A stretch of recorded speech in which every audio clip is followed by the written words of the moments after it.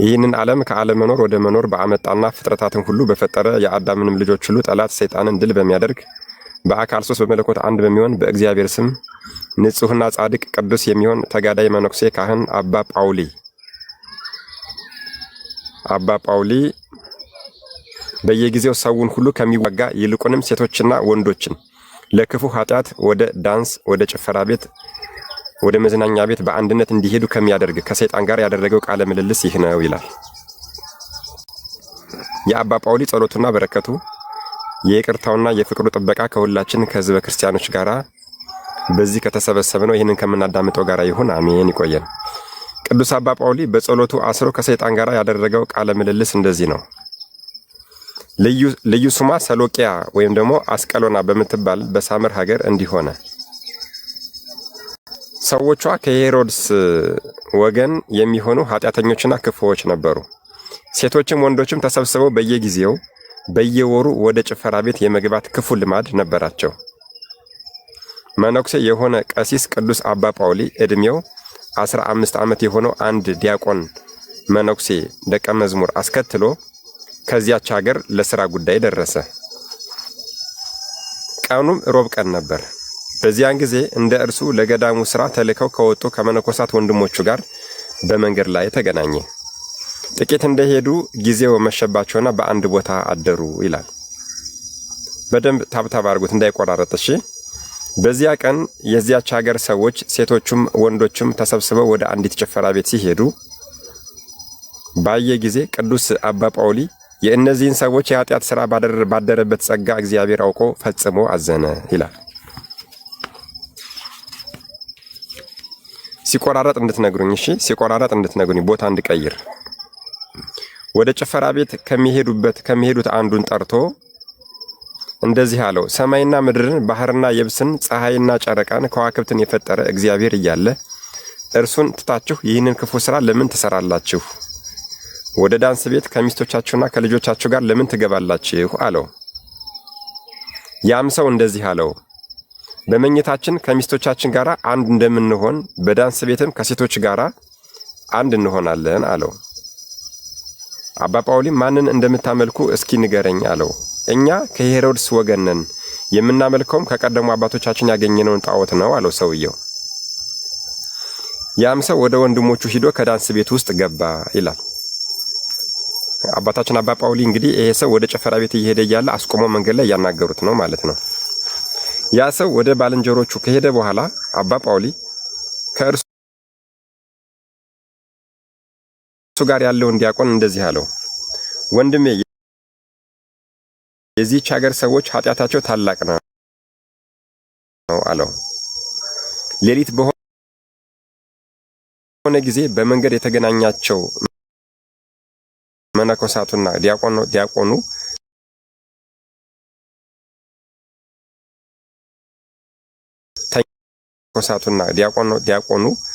ተኝተው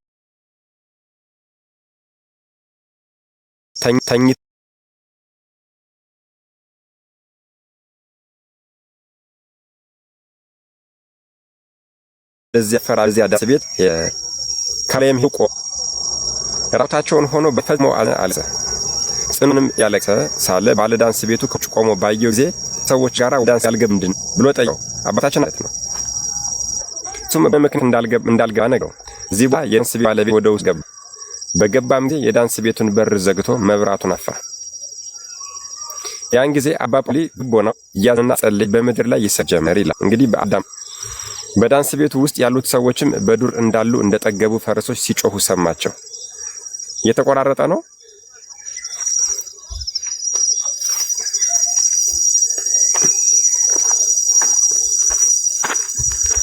እስኪ ቦታ ልቀይር።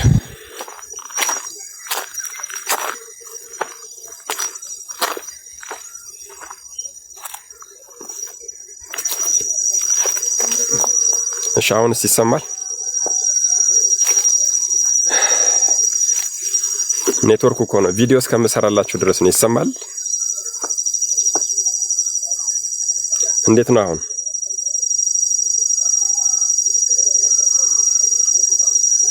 ይሰማል? እስኪ ንገሩኝ።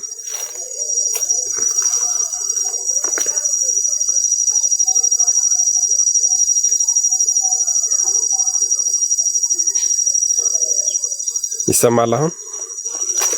እሺ ወይኩም ፈቃደከ።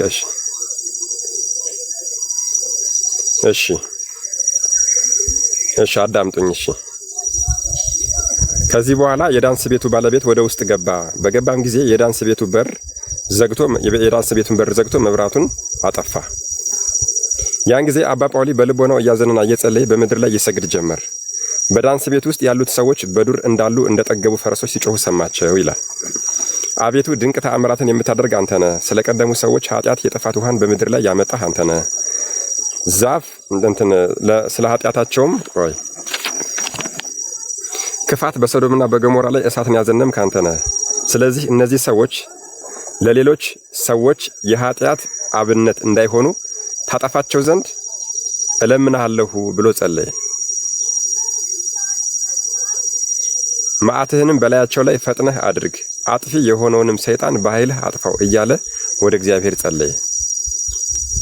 እግዚአብሔርም ጸሎቱንና ልመናውን ሰማው። ጸሎቱንም ከጨረሰ በኋላ እንግዲህ አባ ጳውሊ እነዚህ ሰዎች ሌላ ሰው እንዳይበክሉ እዚሁ ጭፈራ ቤት ውስጥ እንዳሉ አጥፋቸው ብሎ ጸለየ። እግዚአብሔርም ጸሎቱንና ልመናውን ሰማው።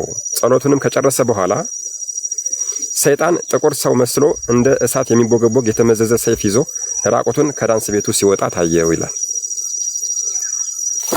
እሺ በደንብ ይሰማል አይደል? ሲቆራረጥ ቶሎ ተቆራረጠ በሉኝ። እሺ ቦታ እንቀይር።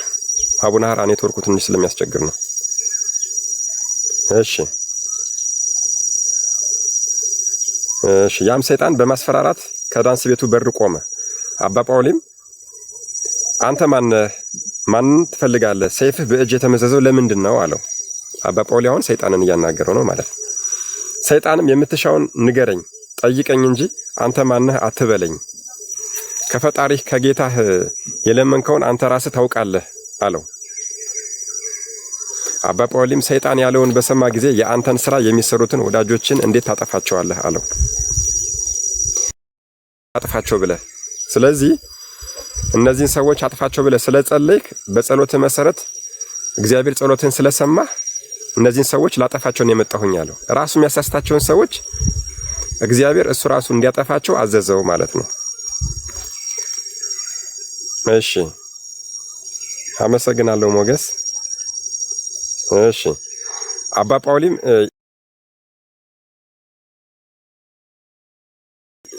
ሲቆራረጥ ንገሩኝ። አባ ጳውሊም ብዙ ጥያቄ ጠይቀሃለሁና እንዳትዋሸኝ በሕያው እግዚአብሔር ስም አምዬሃለሁ አውግዤሃለሁ አለው። ሰይጣንም የሚሻውን ጠይቀኝ፣ ትእዛዝህን አልተላለፍም፣ የአንተን ትእዛዝ እንድፈጽም ተገድጄ ደካልና አለው።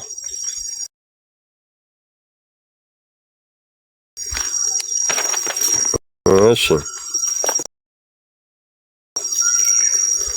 አባ ጳውሊም ሰይጣንን ከመጀመሪያው ከሰዎች በአንዱ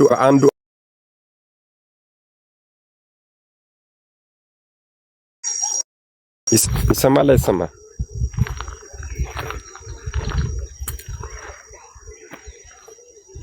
ተቆራርጧል መሰል አይደል?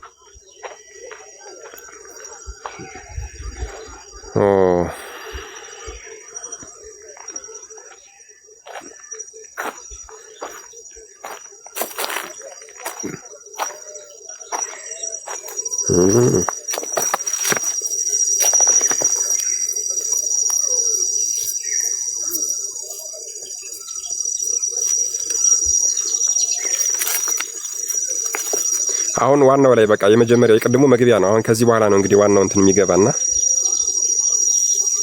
አባ ጳውሊም ሰይጣንን ከመጀመሪያው ከሰዎች በአንዱ አድረህ በኃጢአት ትጥለው ዘንድ አጋዥ የሚሆን ምንድን ነው? ሰዎችን እንዴት አድርገህ ነው የምታሳስታቸው አለው። እሺ አሁን ይሰማል ብዬ ነው። እሺ ሰዎችን እንዴት አድርገህ ነው የምታሳስታቸው አለው።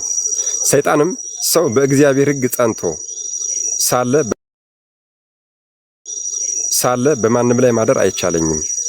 የሰው ልጅ በእግዚአብሔር ሕግ ከጸና በማንም ላይ ማደር አይቻለኝም።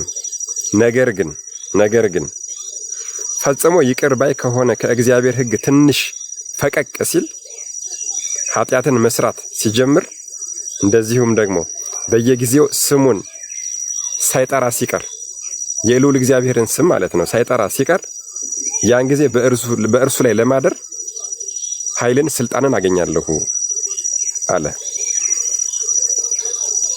የእግዚአብሔርን ስም መጥራት ያልኩህም በፍጹም ሃይማኖት ሆኖ በስመ አብ ወወልድ ወመንፈስ ቅዱስ አሃዱ አምላክ ማለት ነው አለ።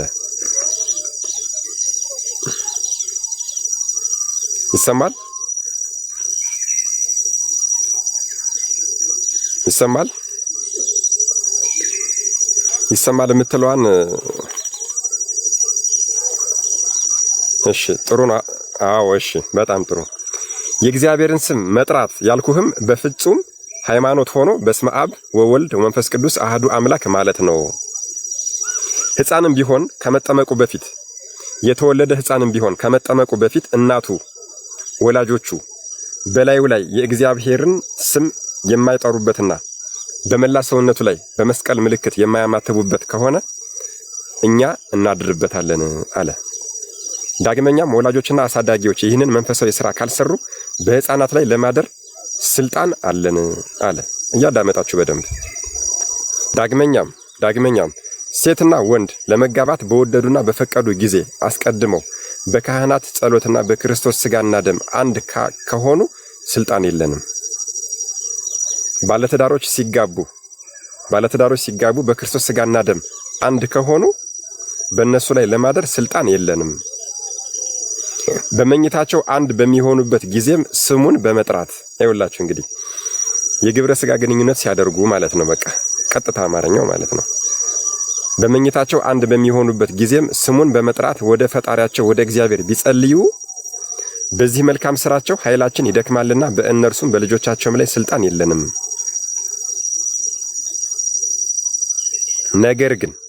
ነገር ግን ከዚህ ሁሉ መንፈሳዊ ሥራ ቢርቁ እኛ በእነርሱም በልጆቻቸውም ላይ እናድርባቸዋለን፣ እንሰለጥንባቸዋለን።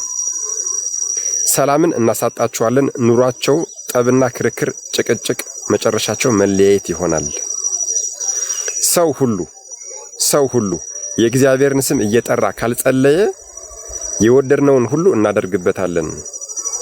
ዓለሙን ሁሉ ድል አድርገን እንገዛ ዘንድ ባለን አቅማችን እንታገላለን አለ። ሲቆራረጥ ቶሎ ተቆራረጠ በሉኝ። አባ ጳውሊም ዳግመኛ መላውን የዓለምን ሰዎች የምትፈተናቸው በምንድን ሥራ ነው አለው። ሰይጣንም እንደምኞታቸው እንፈትናቸዋለን አለው። የሰው ልጆች እንዴት ነው የምትፈተናቸው ባለው ሰዓት የሰዎች ልጆች የምንፈተናቸው በምኞታቸው ነው አለው። በምኞታቸው ሐሳብ የሚባለው ችግር የሚፈጠር እዚህ ላይ ነው እንግዲህ ማለት ነው። ሰይጣንም እንደምኞታቸው እንፈትናቸዋለን አለው። ሊፈተኑ የሚችሉበትን ስጋዊ ሐሳብ አሳምረን አስውበን እናቀርብላቸዋለን አለ። አይገርማችሁም? በጣም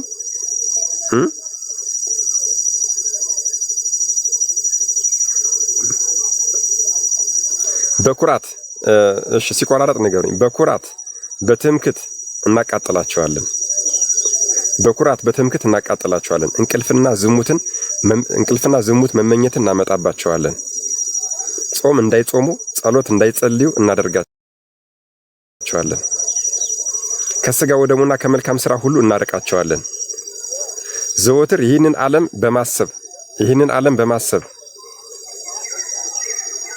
በስካር በውሸት በቂምና በቅናት ሐሰት በመመስከር ወርቅና ብርን በመውደድ በስንፍና ሰውን በመስደብ አእምሯቸው እንዲጠፋ ሰዎችን እንዲያሙ እናደርጋቸዋለን። ቅዱሳንን ሳይቀር የዘላለም ሕይወት መንግሥተ ሰማያትን እንዲያጡ እና ልባቸውም ከእግዚአብሔር ፍቅር እንዲርቅ ቃል ኪዳናቸውንም እንዳያስተውሉ በተለያየ ምክንያት ባለን ኃይል ጥያቄ ጭንቅላታቸው ላይ እየፈጠር እንዋጋቸዋለን አለ። የቅዱሳንን ቃል ኪዳን እንኳን ወጣቶች እንዳያስቡ ማድረግ ይችላል። የቅዱሳንን ቃል ኪዳን እንድንጠራጠር ማድረግ ይችላል። ይኸው እየተናገረ እየሰማችሁት ነው። እኔ አይደለሁም ያለ መጽሐፉ ነው። ዳግመኛም አባ ጳውሊ ሰውን እንደዚህ አድርገህ ታጠፋ ዘንድ ኃይል የምታገኘው እንዴት ነው አለው። ዳግመኛም አባ ጳውሊ ምን አለው? ሰዎችን ታጠፋ ዘንድ ይህንን ኃይል የምታገኘው እንዴት ነው? የትኛውን ኃይል? ይኸው አሁን ለምሳሌ የቅዱሳንን ቃል ኪዳን እንዳያስቡ ማድረግ፣ ሰዎችን እንዲያሙ፣ ዝሙትን እንዲፈጽሙ፣ ቤተክርስቲያን እንዳይሄዱ፣ ጾም፣ ጸሎት፣ ስግደትን እንዳያዘወትሩ ማድረግ የምትችለው እንዴት ነው ብለው እየጠየቁት ነው። ሰይጣንም መለሰ እንደዚህም አለ፣ እኛ ሰውን ለማጥፋት ኃይልና ስልጣን የምናገኘው የእኛን ሐሳብ ተከትለው ኃጢአትን አዘውትረው በሚሰሩ ክፉዎችና አመንዝራዎች እንደዚሁም ፈጽመው ንስሐ በማይገቡ ሰዎች ላይ ነው። አንድ ሰው ንስሐ ከገባ ሰይጣን ኃይል ያጣል ማለት ነው። የሚጠብቋቸው ቅዱሳን መላእክት ስለ በደላቸውና ስለ ኃጢአታቸው ሲሪቋቸው ያን ጊዜ እኛ በእነርሱ ላይ እንበረታለን አለ። አያችሁ፣ የሰው ልጅ ሲወለድ ሁለት መላእክት አሉ አይደለ? የክፉ መልአክ በግራ በኩል አለ፣ በጎ የሚያሳስብና በጎ የሚያሰራን መልአክ ደግሞ በቀኝ በኩል አለ። ታዲያ በቀኝ በኩል ያለው ጹም፣ ጸልይ፣ ስገድ፣ ዓርብ ሮብን ጹም እያለ ሰንበታትን አክብር፣ በዓላትን አክብር፣ ቤተክርስቲያን ሂድ እያለ በጎ ሲያሳስበን፣ በግራ በኩል ያለው ደግሞ ሴትን እንድናይ አይናችን ወዲያ ወዲህ እንዲቀላውጥ፣ መጥፎ ሐሳብ እንድናስብ፣ ስለ ዝሙት እንድናስብ፣ ጥሩ ያልሆኑ ቦታዎች ላይ እንድንውል፣ ጥሩ ያልሆኑ መጻሕፍትን እንድናይ፣ ጥሩ ያልሆኑ ፊልሞችን እንድናይ፣ ጥሩ ያልሆኑ ሙዚቃዎችን፣ ጥሩ ያልሆነ ሐሳብ በአጠቃላይ ያመጣብናል። በዚህ ሰዓት የትኛውን ነው የምንመርጠኛ? ቤተክርስቲያኑ መርጠን ወደ ቤተክርስቲያን ከሄድና የብርሃን መልአክ ከጎናችን ላይ ይለጠፍና በል በል በል በል ይለናል። በተቃራኒው ደግሞ ሙዚቃውን መርጠን ዝሙቱን ፈርጠን ወደ ዝሙቱ ህይወት ደግሞ ፈልገን ደግሞ ወደዛኛው ደግሞ ከሄድና የብርሃን መልአክ ጾም ስገድ የሚለን 40 ክንድ ይርቅና ከርቀት ላይ ሆኖ ያዝናል ይላል። ይሄኛው መልአክ ምን ያደርጋል ማለት ነው? ይጠጋና ክፉ ስራ እየደራረበ ያሰራናል ማለት ነው። በዚህ ሰዓት ኃይል እናገኛለን እያለ ነው። እየሰማችሁት ነው። በጎ የሚያሰራው መልአክ ሲርቅ፣ ይሄኛው ሲጠጋ፣ በዚህ ሰዓት እንበረታበታለን። ክፉ ስራን ሁሉ ወደው እንዲሰሩ እናደርጋቸዋለን አለ። ክፉ ስራን ሁሉ ወደው እንዲሰሩ እናደርጋቸዋለን። በዓለም ያለውን የክፋትና የስንፍና የድንቁርና ስራዎችን ሁሉ እንደ መልካም አስመስለን እናሳያቸዋለን። በዚህ ዓለም አኗኗር ከሰው ወገን እናጠፋው ዘንድ እኛ ሳንፈትነው ከዚህ ዓለም በሞት የሚለይ ሰው ማንም የለም አለ። በጣም አይገርማችሁም? በዚህ ዓለም ያለ ሰው በሙሉ በሰይጣን ሳይፈተን ማንም ይችን ምድር ለቆ አይሄድም። ማንም ይኸው ተናገረው። በዚህ ዓለም አኗኗሩ ከሰው ወገን እናጠፋው ዘንድ እኛ ሳንፈትነው ከዚህ ዓለም በሞት የሚለይ አንዳች ሰው የለም አለ። እኛ እግዚአብሔርን መሳደብና መንቀፍ ባይቻለንም፣ ይኸውላችሁ እንግዲህ እኛ እግዚአብሔርን መሳደብና መንቀፍ ባይቻለንም ሰዎች ፈጣሪያቸውንና ድንግል ማርያምን፣ ቅዱሳንን፣ መላእክትን፣ ጻድቃን ሰማዕታትን ለመስደብና ለመንቀፍ እንዲነሳሱ ግን እናደርጋለን አለ። እናደርጋለን። ነገር ግን እውነት እልሃለሁ አስቀድሜ ከነገርኩህ ኃጢአት ርቀው ወደ ፈጣሪያቸው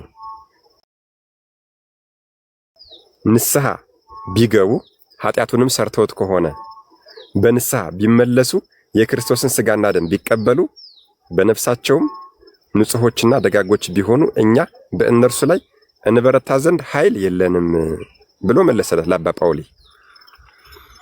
አባ ጳውሊም አንተ ሐሰተኛና የሐሰት አባቷ ስለሆንክ ቃልህን እንዴት ያምናሉ አለው። መጥፎን ነገር በጎ እያደረግህ ስታሳያቸው ሰዎች እንዴት ያምኑሃል ነው ያለው። እንግዲህ ማለት ነው አንተ የሐሰተኛና የሐሰት አይደለም፣ ነገር ግን እንደ አንተ ያሉና አንተ ባታምንም በኋላ ዘመን ብዙ ሰዎች በእኔ ቃል ያምናሉ፣ ምክሬን ይቀበላሉ፣ ጥበቤን ይፈልጋሉ አለ። የትኛው ዘመን ማለት ነው? ይሄ አሁን ያለንበት ዘመን፣ ይሄ 8ኛው እሺ ማለት ነው። እየተናገረ ነው እኮ ለአባ ጳውሊ እየነገራቸው ነው። አንተና አንተን የመሰሉ ባታምንም በኋለኛው ዘመን ግን የእኔን ቃል የሚፈልጉ የሚሰሙ የእኔን ጥበብ የሚፈልጉ ሰዎች ይመጣሉ ብሎ ተናገረ። ይኸው ያኔ ምክሬን ይቀበላሉ ብሎ ተናገረ፣ ጥበቤን ይፈልጋሉ። ዳግመኛም ሰይጣን አንዲት ቃል እንድናገር ፍቀድልኝ አለው።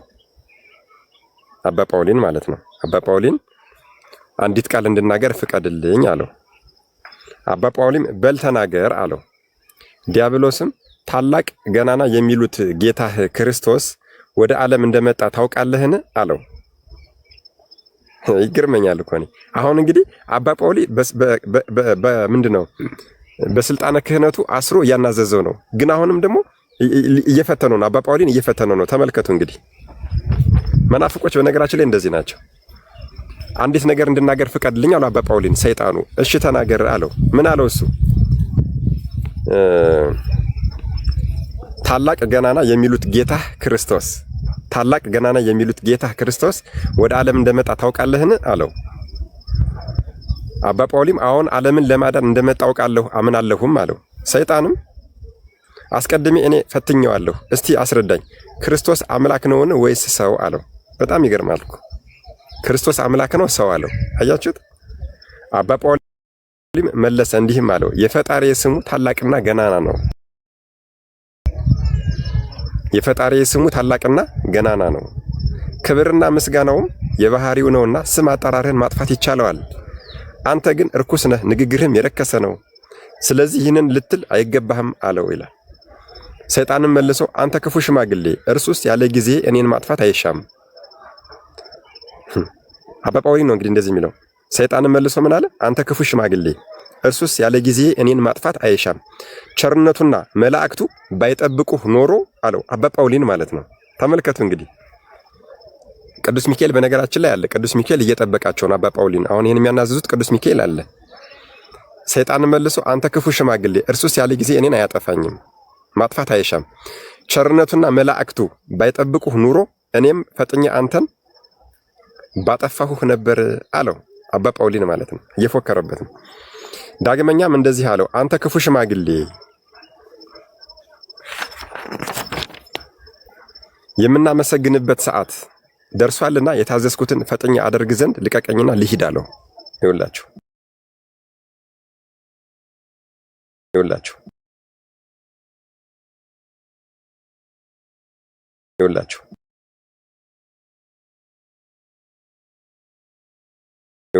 ታዘዝኩትን ፈጥኜ አደርግ ዘንድ እዛ ጭፈራ ቤት ያሉትን ዳንስ ቤት ያሉትን እነዛ የሚዳሩትን ሰዎች ማጥፋት ነው።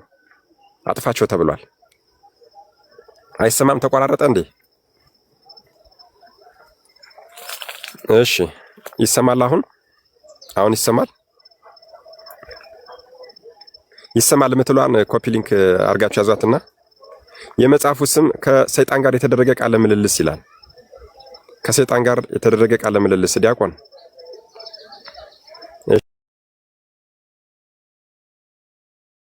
እሺ ይሰማል አሁን? እሺ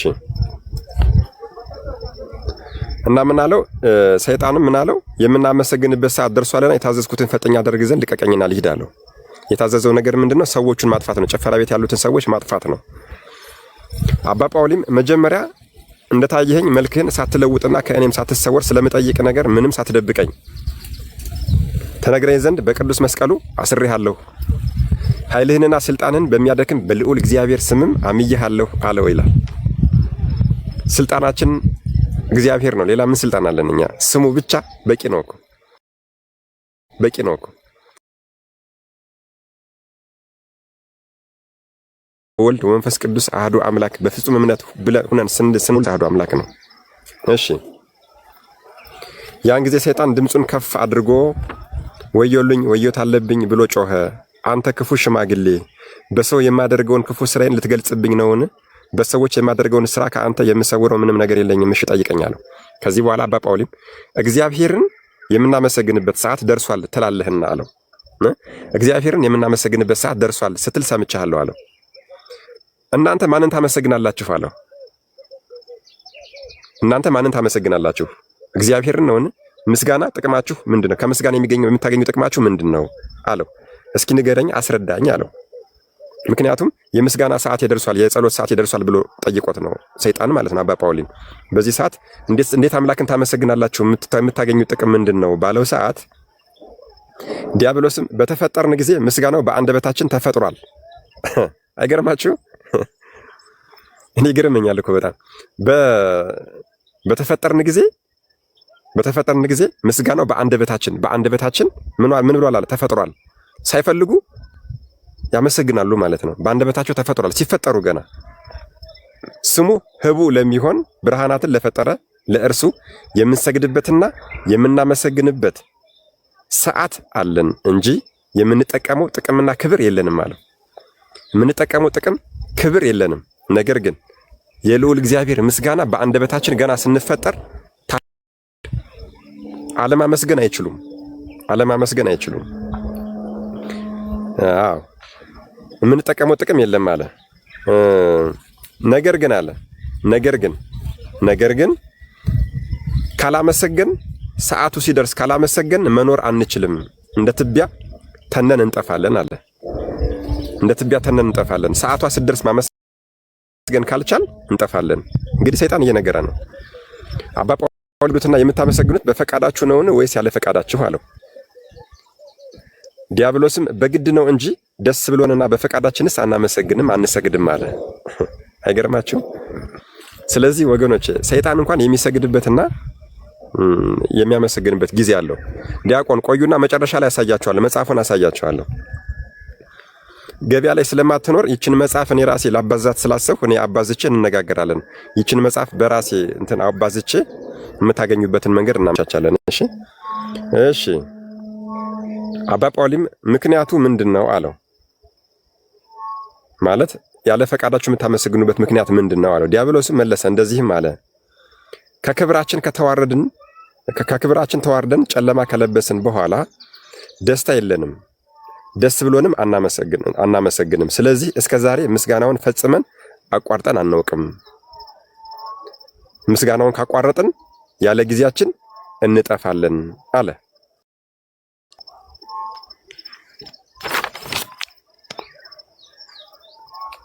እሺ ዲያቆን አባ ጳውሊም ዲያብሎስን ወደ ሰማይ ወጥታችሁ የመላእክትን ቃል ትሰማላችሁን አለው። ወደ ሰማይ ወጥታችሁ የመላእክትን ቃል የመላእክትን ምስጋና ትሰማላችሁን አለው። እርሱም ፈጽመን ወደ ሰማይ አንወጣም አለው። ይኸውላችሁ እንግዲህ አባ ጳውሊም ስለምንድን ነው የማትወጡት አለው። ስለምንድን ነው የማትወጡት? ዲያብሎስም ከክብራችን ከተዋረድን በኋላ በባለሟልነት ስልጣን ወደዚያ እንቀርብ ዘንድ አይፈቀድልንም አለው። በጣም አይገርማችሁም? እኔ ይገርመኛል እኮ የእግዚአብሔር ሥራ። አባ ጳውሊም ሰዎች እናንተ ወደ ሰማይ እንደምትወጡና ከመላእክት ጋር እንደምትነጋገሩ የሚናገሩት ዋሽተው ነውን አለው። ሰይጣንም መላእክት ከምስጋና በቀር አይናገሩምና አዎን ዋሽተው ነው አለ። ከመላእክት ፊት ሰይጣን ቆሞ ይከራከራል። ከመላእክት ፊት ቆሞ እንትን የሚባለው እንግዲህ በእግዚአብሔር ፈቃድ ካልሆነ ውሸት ነው ማለት ነው። ሰይጣን ወደ ሰማይ መውጣት አይችልም። ስልጣን ራሱ የለው። የሰው ልጅ ግን ወደ ሰማይ መውጣት ይችላል። ምን ያህል ጸጋ እንዳለን ተመልከቱ እንግዲህ። እሺ አባ ጳውሊም እንግዲያ ከመደረጉ በፊት አስቀድመህ ለሳኦል ሚስጥር የገለጽክለት በምን አውቀህ ነው አለው። ወደ መጽሐፍ ቅዱስ ገቡ አባታችን። ዲያብሎስም እግዚአብሔር ለሳሙኤል ሲነግረው ሰምቼ ነው አለ። አይገርማችሁም? በጣም እንግዲህ አሁን በደንብ አዳምጡኝ። እግዚአብሔር ለመላእክቶቹ ሚስጥር ሲነግራቸው እኛም ባለንበት ሆነን እንሰማለን አለ። ይኸውላችሁ እንግዲህ ልዑል እግዚአብሔር ለምሳሌ ለኔ ለአብርሃም ቅዱስ ሚካኤልን ወይ ቅዱስ ገብርኤልን ጠርቶ ኢትዮጵያ የምትባል ሀገር ላይ አቡነ ሐራ ድንግል ገዳም ላይ ሄድና ለገል የሚባል ሰው እንደዚህ አድርግለት ሲል ይቆራረጣል እንዴ? ይሰማል? አሁን ይሰማል አይደል? ይሰማል በሉኝ እስቲ። ይሰማል። እሺ ቅዱስ ሚካኤል፣ ቅዱስ ገብርኤል፣ ቅዱሳን መላእክት ተጠርተው መልእክትን እግዚአብሔር ሲነግራቸው ሰይጣን እዚህ ምድር ላይ ባለበት ሆኖ መቀመቅ ሆኖ ይሰማል። ልብ አድርጉ እንግዲህ። ከዚያ መልአኩ ወደ እኔ ከመምጣቱ በፊት እሱ ቀድሞ ይመጣና ያንን ወሬ ቀይሮ ለኔ ይነግረኛል ማለት ነው። አያችሁ አይደል? አዳምጡኝ በደንብ። እግዚአብሔር ለመላእክቶቹ ሚስጥር ሲነግራቸው እኛም ባለንበት ሆነን እንሰማለን። ያን ጊዜ ፈጥነን ሂደን ከመደረጉ በፊት ለሰዎች እንነግራቸዋለን። ለምሳሌ እኔ ለምሳሌ ባለቤቴ መካነች ልበላችሁ እኔ ባለቤቴ ልጅ መውለድ አልችል ብላ ከሆነ ይመጣና ለኔ ልጅ ይወልዳል አብርሃም ንገረው ተብሎ ቢላክ ቀድሞ መጥቶ የብርሃን መልአክ መስሎ ቀድሞ መጥቶ መናገር ይችላል ማለት ነው። በዛ ሰዓት ሰይጣን መጥቶ ሲነግረኝ አምነዋለሁ እኔ ማለት ነው። እሱ የእግዚአብሔር መልአክ እንደሆነ አድርጌ እረዳዋለሁ ማለት ነውና ያን ጊዜ ፈጥነን ሂደን ከመደረጉ በፊት ለሰዎች እንነግራቸዋለን። ሰዎች ሁሉ በየሀገሩ እኛ የነገርናቸውና በህልም ያሳየናቸውን ይናገራሉ አለ። አያችሁ አባ ጳውሊም ሰዎች ነገርን እንደምን አምነው ይቀበሉሃል አለው። የመልክህን ክፋት የመዓዛህን ክርፋት አያውቁምን አለው። አባታችን አባ ጳውሊ እኮ እንዴት ያሉ ኃያል አባት መሰላችሁ። ስለሳቸው ደግሞ ነገራቸዋለሁ። ቆይ አባ ጳውሊም ሰዎች ነገርህን እንደምን አምነው ይቀበሉሃል፣ የመልክህን ክፋት የመዓዛህን ክርፋት አያውቁምን አሉት ይላል። ዲያብሎስም አባ ጳውሊን ሰዎች ሁሉ እንደ አንተ ክፉ መሰሉህ? ሰዎች ሁሉ እንደ አንተ ክፉ መሰሉህ? ለአንተ ክፉ መስዬ እታይሃለሁ እንጂ በዚህ ዓለም መዓዛዬን ለማሽተትና መልኬን ለማየት እኔን የሚሹ ብዙ ሰዎች እንዳሉ እነግርሃለሁ። በቀጣዩ በኃጢአቱ ዘመን ይሄ ማለት ደግሞ አሁን በእኛ ዘመን በስምንተኛው ሺህ ማለት ነው። ለወደፊት ደግሞ በዚያ በኃጢአቱኛው ዘመን ደግሞ እኔን ለማየት መዓዛዬን ለማሽተት የሚወዱ ሰዎች ይነሱልኛል ብሎ ነገራቸው። የኛን ይሄንን የወራዳውን ዘመን የኛውን ኃጢአተኛ ትውልድ ቀድሞ እየተናገረ ነው እርሱ። እነርሱ ወደ እኔ መጥተው እገለጽላቸው ዘንድ ይለምኑኛል እንጂ እኔ ወደ እነርሱ አልሄድም አለው። አይገርማችሁም? በጣም ይደንቃል። እነርሱ ወደ እኔ መጥተው እገለጽላቸዋለሁ እንጂ እነርሱ ወደ እኔ መጥተው እገለጽላቸው ዘንድ ይለምኑኛል እንጂ እኔ ወደ እነርሱ አልሄድም አለ። በጣም እኮ የሚገርም እኮ ነው። በዚህ ዘመን እኮ እንደዛ ነው እየሆነ ያለ። አሁን ሰይጣን አሳሳተኝ ይባላል እንጂ አንዳንድ ሰዎች እኮ ከሰይጣን የከፋ ክፉ ማንነትና ክርፋት ያላቸው አሉ። የሰይጣን ጅራት የያዙ ሳይሆን እንዲያውም ሰይጣን እነሱን የሚከተላቸው ማለት ነው። ተንኮላቸው በጣም ከአእምሮ በላይ የሆኑ ሰዎች አሉና እንግዲህ እየሰማችሁ ነው። በደንብ አዳምጡኝ። ሰይጣን ምን አለ? እነርሱ ወደ እኔ መጥተው እገለጽላቸው ዘንድ ይለምኑኛል እንጂ እኔ ወደ እነርሱ አልሄድም አለ። ለወደፊቱ ይሄ የኛ ዘመን ማለት ነው። አባ ጳውሊም ሰዎች ስለምን ይወዱሃል አለው። አባ ጳውሊ ሰይጣንን ምን አለው? ሰዎች ስለምን ይወዱሃል አለው። ይህ የሚሆነው ለምንድን ነው አለው። ዲያብሎስም እኔን ለማየት በሚፈልጉት መልክ ተመስዬ በመገለጽ ስለማስደስታቸው ነው አለው። አባ ጳውሊም መልክህን መለወጥ እንደምን ይቻልሃል አለው። መልክህን መለወጥ እንደምን ይቻልሃል አለው አባ ጳውሊ ሰይጣንን። ዲያብሎስም ይህ የሚያስደንቅ አይደለም፣ ሰይጣን የብርሃን መልአክን ይመስላል ብሎ ሐዋርያው ጳውሎስ የተናገረውን አልሰማህምን አለው አባ ጳውሊም ማለት ነው። በጣም እኮ የሚገርም ነው። አባ ጳውሊም የማታውቀውን ምስጢር ለማስመሰል እንደምን ይቻልሃል አለው። ሰይጣንም ዓለም ከተፈጠረ ጀምሮ በዘመን ብዛት የሰበሰብኩትና የማውቀው ብዙ ጥበብ አለኝ፣ ነገር ግን የክርስቶስ ሰው መሆን ብቻ ተሰወረብኝ እንጂ አለ። የክርስቶስ ሰው መሆን ብቻ ተሰወረብኝ እንጂ ዓለም ከተፈጠረ ጀምሮ ያካበትኩት ብዙ ምን አለኝ? ጥበብ አለኝ አለ። ብዙ ጥበብ አለኝ። የክርስቶስ ሰው መሆን ብቻ ተሰወረብኝ አለ። በጣም ይገርማል እኮ። ሊቀ መልአኩ ቅዱስ ገብርኤል ክንፉን እያማታ ሲመጣ ይሄ ሰይጣን አያውቅም ነበር፣ ተሰውሮበት ነበር። መድኃኔዓለም ኢየሱስ ክርስቶስ ይህችን ምድር በኪደ እግሩ እንደዛ አድርጎ ባርኳት ቀድሷት እንደዛው ነው ተንገላቶ ሲሞት ሁሉ ሰው የመሆኑ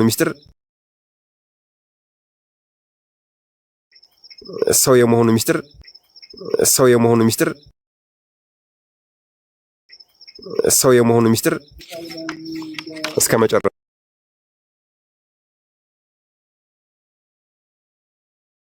ቀን ድረስ ኦኬ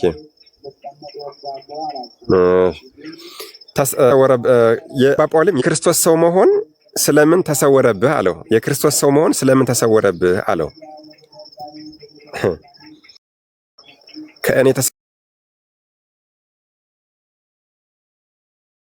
ምክንያት አላውቅም፣ ነገር ግን አውቄስ ቢሆን ክፉና በጎ ለይተው ያላወቁ ብዙ ሕፃናትን በሄሮድስ አድሬ ባላስገደልኩም ነበር አለው ይላል። የተቆራረጠ ነው አሁን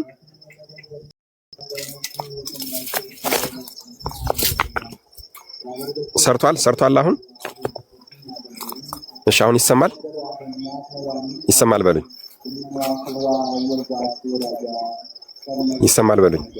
ይሰማል። እሺ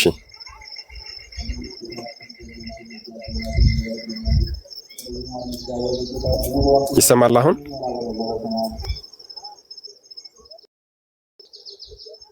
እሺ ምንድነው ያለ እንግዲህ አባ ጳውሊ የማታውቀውን ምስጢር ማስመሰል እንደምን ይቻላል ሲለው ዓለም ከተፈጠረ ጀምሮ በዘመን ብዛት የሰበሰብኩትና ያካበትኩት የማውቀው ብዙ ጥበብ አለኝ። ነገር ግን የክርስቶስ ሰው መሆን ብቻ ተሰወረብኝ እንጂ አለ። የክርስቶስ ሰው መሆን ብቻ ተሰወረብኝ ሲል አባታችን አባ ጳውሊ ምን አሉት? የክርስቶስ ሰው መሆን እንዴት ተሰወረብህ? ስለምን ተሰወረብህ አሉት።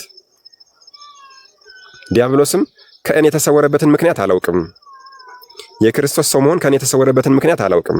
ነገር ግን አውቄስ ቢሆን ክፉና በጎ ለይተው ያላወቁ አለ። ዲያብሎስ ነው ይህን እየተናገረ ያለ። የቤተልሔም ብዙ ሕፃናትን በሄሮድስ ላይ አድሬ ባላስገደልኳቸው ነበር አለ።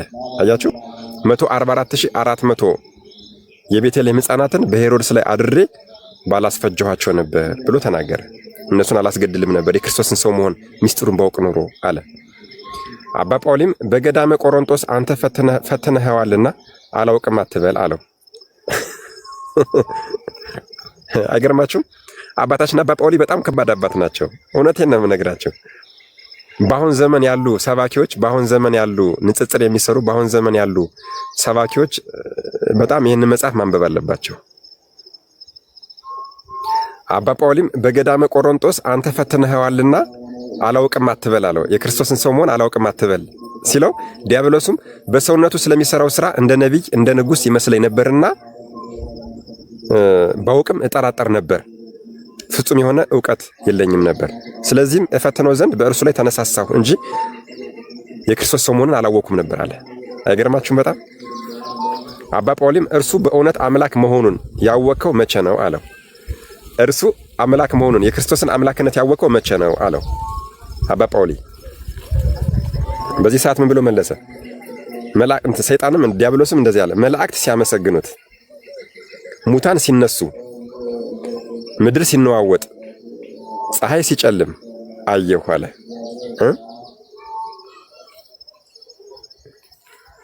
ያን ጊዜ የዓለም ብርሃን የፍጥረታት ፈጣሪ እርሱ በመስቀል ላይ እንደተሰቀለ አወቅኩ ተረዳሁ አለ።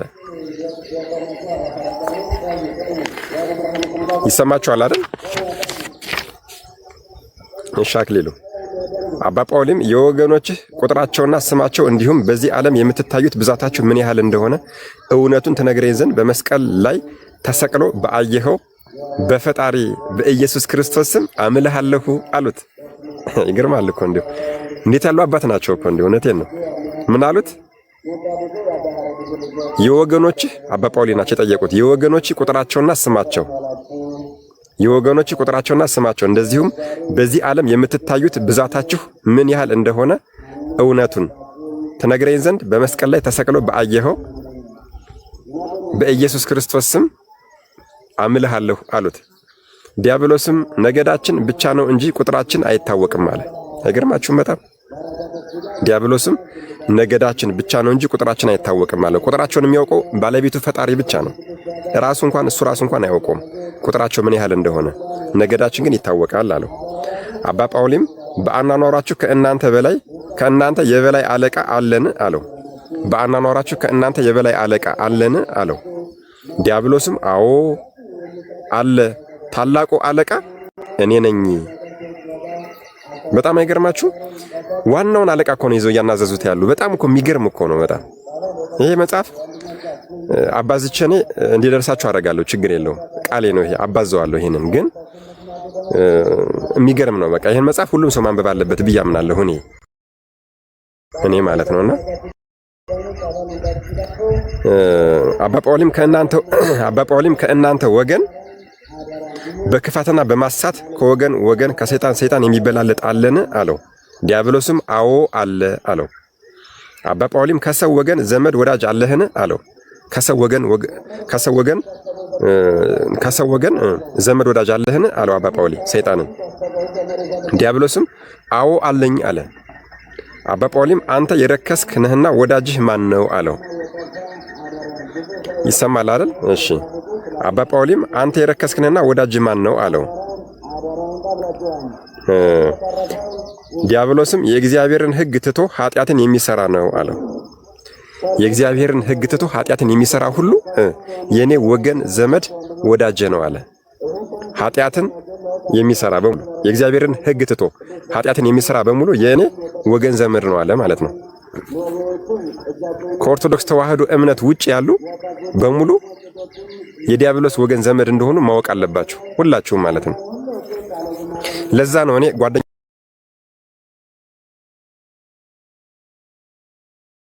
ጋራም ቆይ እመጣበታለሁ መጽሐፉ ላይ ጓደኞቼ ጋራም ስነጋገር የምነቀፍበት የሆነ አስተሳሰብ አለኝ። ዛማኑኤል የምነቀፍበት አስተሳሰብ አለኝ። እውነቴን ነው የምነግራችሁ። ምን እንደሆነ ልንገራችሁ። በሶሻል ሚዲያ ምናምን በጣም እናንተ የምታደንቋችሁ ልትኖሩ ትችላላችሁ። እዚህ ያላችሁም ልትነቅፉኝ ትችላላችሁ። እውነታውን ግን ማወቅ ስላለብን ነው። በጣም ብዙ እንትኖች አሉ በጎ አድራጎት እንሰራለን የሚሉ ማለት ነው። ለምሳሌ መናፍቃን ጴንጤዎች ሊሆኑ ይችላሉ፣ ካቶሊኮች ሊሆኑ ይችላሉ። የበጎ አድራጎት ስራ እንሰራለን የሚሉ ኧረ እባክህ የበጎ አድራጎት ስራ መጀመሪያ እመቤታችንን ማወቅ ነው። የእመቤታችንን ስነ ስዕል የሚቀድ የእመቤታችንን ሐዘን የማይረዳ እናታችን ቅድስት ድንግል ማርያም ያሳለፈቻቸውን መከራና ስቃዮች የማይረዳ ሰው የበጎ አድራጎት ስራ እሰራለሁ ቢልን እቀበለዋለሁ እንዴ? አልቀበለውም ስለማይሆን ማለት ነው። ያ ሰው ሌባ ነው፣ ውሸታም ነው እንጂ እውነተኛ ሰው አይደለም። እንደዚህ ብዬ ስናገር እዚህ ጓደኞቼ ጋር ራሱ ብዙ ጊዜ እነቀፋለሁ። እኔ አንድ ሁለት ጊዜም ላይቭ ላይ ተናግሬያለሁ። ዛሬ ለሶስተኛ ጊዜ እየተናገርኩት ነው ማለት ነው። መናፍቃን ሊሆኑ ይችላሉ ምናምን በጣም ብዙ አሉ። በቃ የበጎ አድራጎት ስራ እንሰራለን የሚሉ ማለት ነው። እኔ አልቀበለውም፣ ስለማልቀበለው ነው። ለምን መሰላችሁ? የእመቤታችን አምስቱን ሐዘናት የሚስቁ በእመቤታችን በአምስቱ ሐዘናት ስምዖን አረጋዊ ስምዖን በቤተ መቅደስ አይሁዳውያን ይዘው ልጅሽን ይገሉታል ባሏት ጊዜ የተወጋችውን ያንን በነፍስሽ ሰይፍ ያልፋል ያላትን ያንን ሐዘን ያልተረዳ አንድ ወንበዴ መጥቶ እዚህ ጋር የበጎ አድራጎት ስራ እሰራለሁ ብሎ ኢን ሚሊየንስ ፎሎወር እያስከተለ በጎ ሰው ቢባል ምንም እኔ በፍጹም ልቀበሉ አልችልም። መጀመሪያ የእመቤታችንን ሐዘን መረዳት ነው ወንድሜ። በጎ የሚያስብለን እሱ ነው። መድኃኔዓለም ኢየሱስ ክርስቶስን በግብጽ በረሃ ወደ ኢትዮጵያ ይዛ ስትመጣ የተንገላታቸውን ያንን ስቃይ አይቶ እመቤታችንን እናቴ ያላለ ቅድስት ድንግል ማርያምን ያላመሰገነ ቅድስት ድንግል ማርያምን እናት አድርጎ ያልተቀበለ ወደ እሷ ደረት ያልተጠጋ ሰው እንዴት ነው ያ ሰው በጎ ሰው የሚባል? የእመቤታችን አምስቱን ሐዘናት የሚሳለቅ በአዲስ መቃብር ሲያስቀምጡት ልጇን ወዳጇን ወገን ዘመድ እንደሌለው በቀራንዮ አደባባይ በሁለት ወንበዴዎች መካከል ሲሰቅሉት በጲላጦስ አደባባይ እጅና እግሩን ፍጥም አድርገው አስረው ራቁቱን ሲገርፉት ተጠማሁ ብሎ ልጇ ወዳጇ ሆምጣጤ ሲያጠጡት እነዚህን ሁሉ ሐዘኖች ያየች እናታችን ቅድስት ድንግል ማርያም ለሷ ያላዘነ አንድ ወንበዴ መጥቶ የበጎ አድራጎት ስራ እሰራለሁ እንደዚህ ቢል ትቀበሉታላችሁ? በጣም ውሸት ነው። ውሸት በቃ እንደዚህ ብለን ስንናገር ያው ሰዎች እንደማይወዱት እናውቃለን። ውሸት ነው። መጀመሪያ ሐዘን የሚጀምረው ከመቤታችን እንደሆነ አታውቁም እንዴ? ሐዘን የሚጀምረው ከመቤታችን ነው። ሐዘን የሚጀምረው ከመቤታችን ነው። በቃ አለቀ። እሷን ሳትቀበል የአምላክ እናት መሆኗን ሳታውቅ ይሄን ሁሉ ሳትረዳ ብድግ ብለህ ሂደህ የበጎ አድራጎት ስራ እሰራለሁ እንደዚህ አይነት በጎ ሰው ነኝ እንደዚህ ነኝ እንደዛ ነኝ ብትል ውሸት ነው ማለት ነው። ይሄው መጽሐፍ ላይ እንግዲህ እያየነው ነው። ከኦርቶዶክስ ተዋህዶ እምነት ውጭ የሆኑ ይሄው እየተናገረኩ ነው። የእግዚአብሔርን ሕግ ከማይጠብቁት ከነዛ እንደልባቸው ከዚህ ውጭ ያሉት በሙሉ የዲያብሎስ ዘመድ ወገን ናቸው። ተቀምጧል መጽሐፍ ላይ ማለት ነው። የዲያብሎስ ወገን ዘመድ ናቸው። እንቀጥል አይደል? ወደ መጽሐፋችን እንቀጥል። ይሄ ሰውዬ ምንድነው የሚጮህብን እንዳትሉኝ አደራችሁን። ይሄ ሰውዬ በጣም ተላላጠብን እንዳትሉኝ እሺ። እንቀጥል አይደል? እንቀጥል እሺ። አባ ጳውሊም ስለምጠይቅህ ነገር ምንም እንዳትሸሽገኝ በመስቀል ላይ በተሰቀለው በጌታዬ ስም አምኜሃለሁ አለው ይላል። ዲያብሎስ መልሶ እንደዚህ አለ ይላል። የጌታ ስም ሲጠራ አይወድምና አንተ ክፉ ሽማግሌ ከአንተ የተነሳ ወዮት አለብኝ። ከስራዬ ምንም የምደብቅህ የለኝም። ሚስጥሬን በሙሉ ገለጽክብኝ።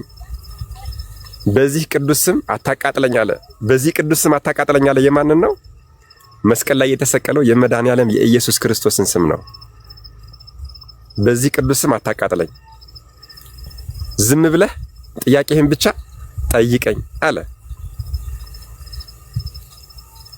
የመጽሐፉ ስም ከዲያብሎስ ጋር የተደረገ ቃለ ምልልስ ነው የሚለው። እሺ፣ የመጽሐፉ ስም ከዲያብሎስ ጋር የተደረገ ቃለ ምልልስ ነው የሚለው።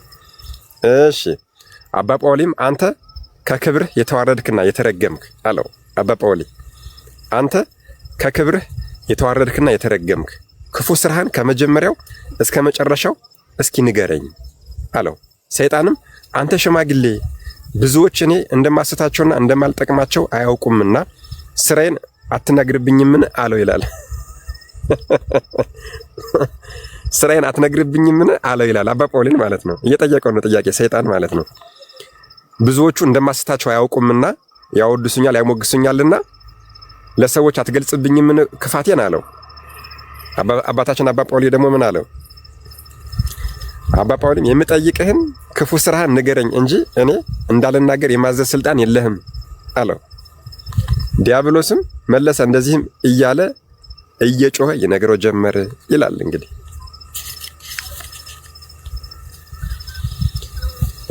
እሺ እንቀጥል። መጽሐፉ ምን ይላል?